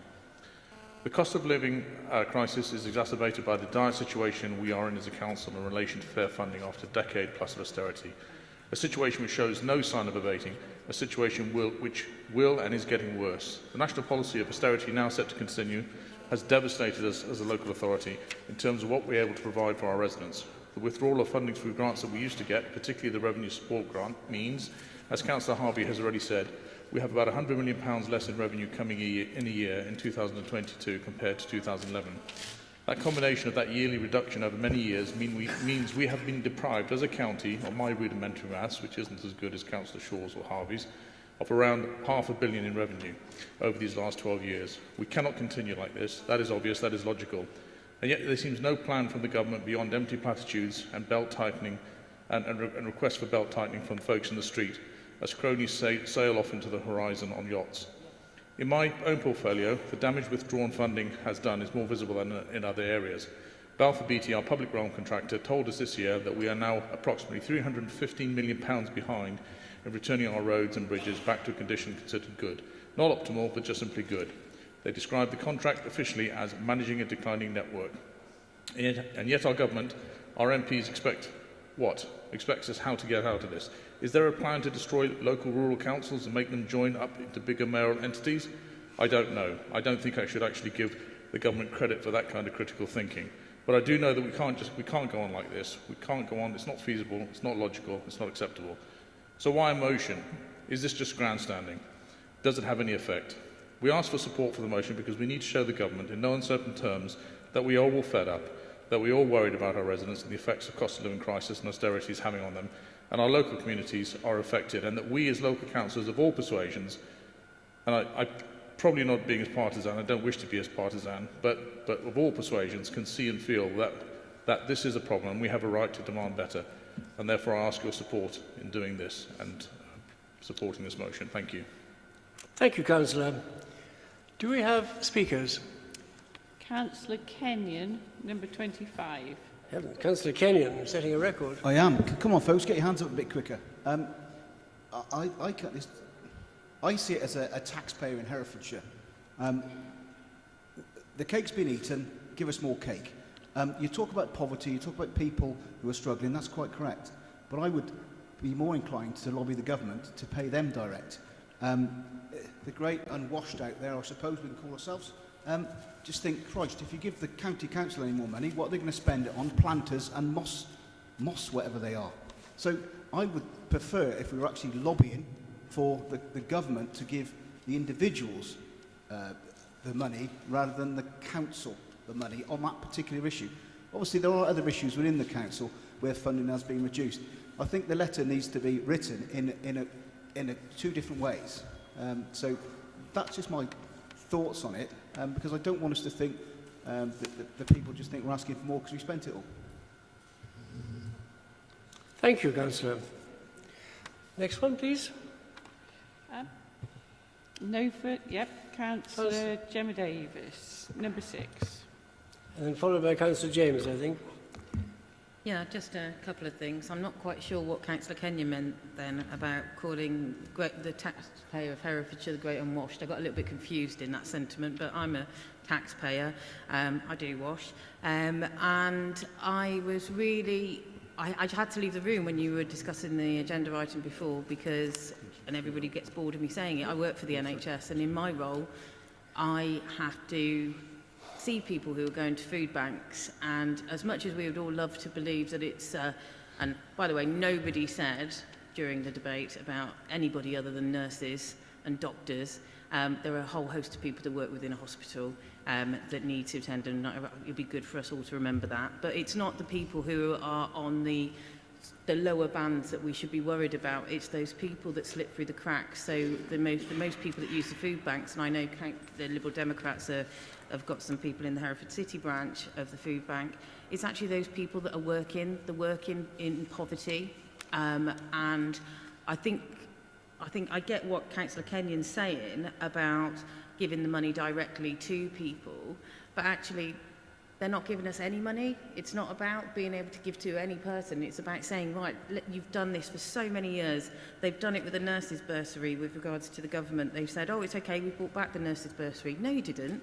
No, you didn't. You brought back a bursary, and you brought it back at not even half of the price that you used to give before, despite it being more expensive to attend university. So I think this is about saying this is the established amount of money that we need, and it's time for you to, instead of talking about we're going to put these interventions in for people, such as giving them money for energy and then actually making them pay it back, instead this is about looking at Herefordshire and saying we're in the middle of a cost of living crisis. We keep on talking about it, but we're declaring this as a local authority, that we are saying, along with all other councils within the UK, and there is power in a union, all of us saying that there isn't enough money to provide these services, especially for the people who are most hit by the cost of living crisis. Thank you, Councillor. Next. Next speaker, Councillor James, number 11. Councillor James. Thank you, Chairman. I'll be very brief if I can be, but you know, at this late hour of the day, can I say I support this particular motion, but I would caution the administration for using the penultimate paragraph, is it? No. Towards the bottom, describing the government's mismanagement of the national economy. Yes, the Prime Ministership of Liz Truss has cost us more than the whole of the grants for the last 10 years for Herefordshire Council, and that nationally in one fell swoop, so etc. But you know, the public will look at that criticism of government as mismanagement and say people in glass houses shouldn't throw stones. So, but apart from that, I'm happy to support this particular motion.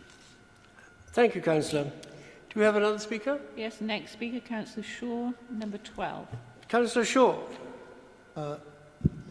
Thank you, Chair. I'm so glad that Councillor Harvey has not seen to make this a purely political dig, but I felt I had to say something in response.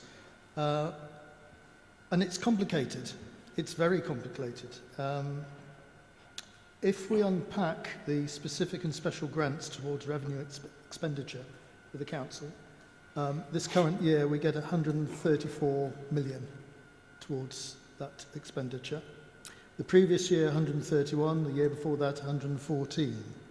So sums are going up. They're not going up very quickly. And I think I'd agree we'd all like more money, because there are so many things, so many calls on our statutory responsibilities that we need funding to deliver in a value for money manner. However, every council in the UK, I think, is in the same boat.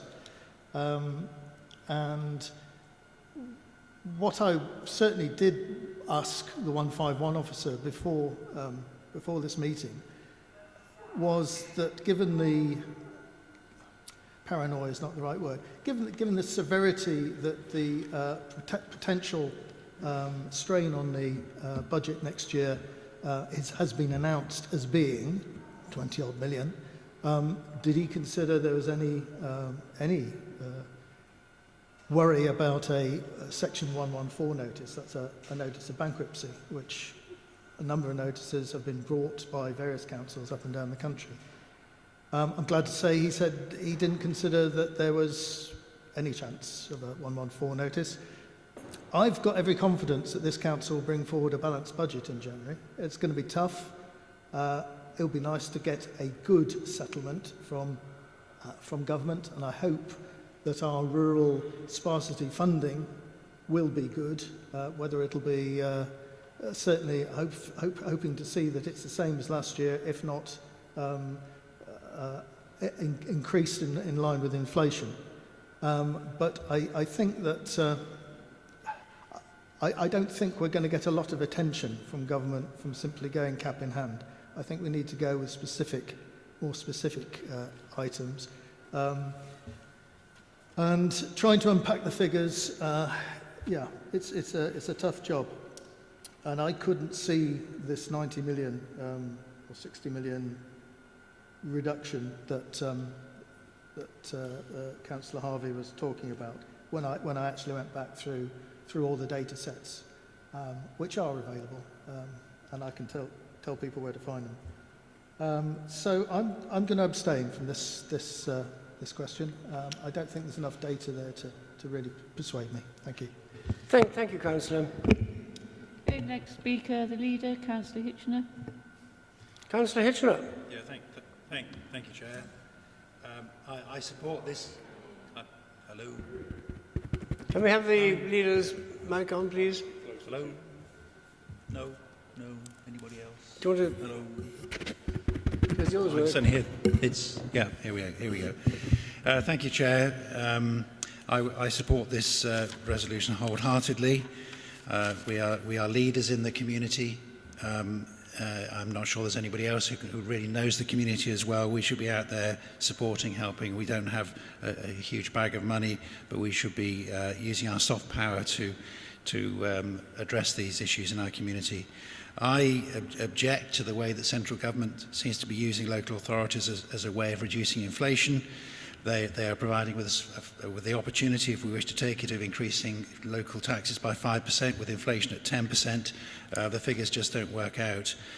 In the private world, people will have much more freedom to increase tax rates, and I just see the government using us as a mechanism for keeping a control on inflation. Central government are increasingly giving us the power to increase taxation. I'm not sure. The way it's being done in a very subtle way, I do not like. Changing from central government taxation to local taxation, I think they should be upfront and acknowledge that. I appreciate Councillor Shaw's optimism about there being more money coming forward, but I have to say that as an administration, I think probably for the first time in my time here, I have no enthusiasm, no thought that any further money is going to be coming forward, and we are having to plan for the very worst scenario, that no additional monies are coming forward than we expected. And to Councillor Shaw's observation that we aren't very specific in our demands, I think we are being very specific. We've asked for an immediate commitment for funding for 23-24 by the current level of inflation, and committing to providing a rolling 3-year index-linked funding settlement for local government. I think those things are very specific, and so I commend this resolution to you. Thank you, Councillor. Next. Next speaker is Councillor Marsh, number 16. Councillor Marsh. Yes, as we all know, local authorities of every complexion right up and down the country are having exactly the same struggles. And in 2011, there were over 11,000 statutory responsibilities that local governments have. That number hasn't gone down. In fact, it's steadily gone up. So last year, there was the one to house people who were in situations of domestic abuse. The latest, that was obviously a good idea. The latest, far from good idea, is that local governments are going to be left trying to generate ways to create photo ID. I mean, that is going to cost us money. It is blatantly going to put off many of our voters, and we are at the mercy of these requirements from central government. I hope very much, I just feel for Councillor Shaw. It feels like here we are sort of hoping for Christmas, kind of, guys, could you maybe give us, a bit of coal? Here we are on the 9th of December. No, obviously we wouldn't burn it, Councillor Shaw. We'd keep it, right with it, We would dig it, that's right, we'd bury it in our gardens. But here we are on the 9th. We might get something on the 21st. It'll be a one-year settlement. Nobody in any sort of business, no one could think that is a sensible way to run such an important layer of government with 11,000 statutory responsibilities and increasing demands. And so I hope very much that everyone will feel able to say this isn't good enough for this institution to which we have all dedicated so many, many hours of our talents, great and small. Thank you, Councillor. I do remember then Chancellor at the local government, oh, no, it wasn't the Chancellor, it was Mr. Gove, saying that it would be a 2-year settlement for our funding. I don't know if that's it still holds or not. Probably not. It's a shame. Would help a lot if we did. Next speaker, please. Councillor Matthews, number 21. Very brief, Leader. I'm inclined to agree with you. I fully support the motion, but I don't hold out an awful lot of hope of any generous grants. We must, hope and pray that they see common sense and we get a reasonable settlement. But I think we've got to the stage where we've got to look at, doing our best to raise what we can locally, to generate it by whatever means we can, and that's going to be the way forward in the next 12 months or so. So I agree with you. It's sadly, I can't see us getting an awful lot from them, but at least let's try and ask. And I fully support the motion. Thank you. Thank you, Councillor. Do we have any more? Yes, last speaker, Councillor Howells, number 10. Councillor Howells. Thank you. I'm on, yes. Thank you, Chair. Yes, I don't think anybody reasonably could not support the aims and principles of this motion. It's something we all know is really critical to everybody in the county and the country. For me, there are 3 parts. And the first part, recognising and welcoming the grants, etc. I think it's really important to point out that communities, all our communities, as ever, are responding magnificently to the need to support the disadvantaged, and indeed those of us aren't disadvantaged but have a real need because of the increasing cost of living. My own council, for example, in Ledbury, we had some grant applications recently and we actually increased the grant so that extra grant was provided for this year, which wasn't actually asked for. And I think communities throughout the whole county are doing that. So we should thank all those communities that are contributing, doing the best they can, and all the amazing people who are coming together, providing warm places, food banks, all that sort of stuff. As a county, as ever, people are responding magnificently, and I think it's right to thank them and the councils who are supporting people already. On the third point, I quite agree with Councillor Harvey and the leader. I think it's highly specific that we should take to task and to account our MPs and the government for failing to meet promises and for failing to actually provide adequate resources to make sure we do look after people, and that we're having to dig in our own resources, which, as has already been pointed out, have been starved of multi-hundreds of millions over the last few years. It's outrageous that we are expected to do that. So I think it's absolutely right we should be holding to account for failing to deliver on what they've been promised, never mind what we could reasonably expect them to do.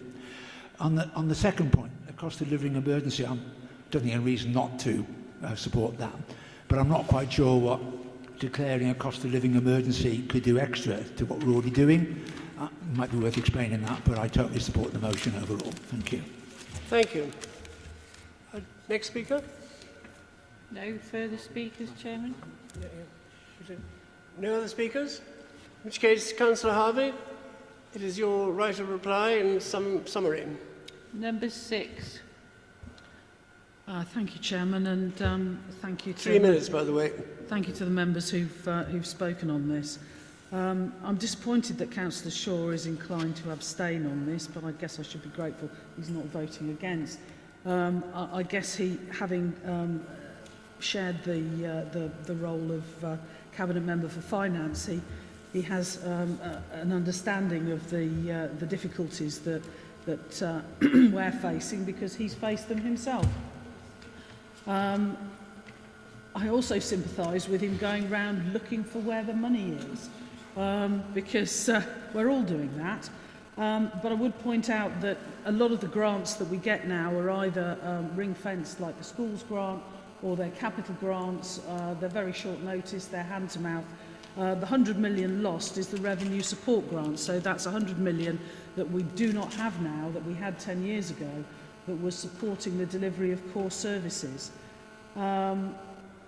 Yes, it's fantastic we get the rural sparsity grant, and we've got our fingers, toes, legs, arms, hands, everything crossed, hoping that we continue to be successful in making the case for that, and Councillor Phillips is a huge support in doing that.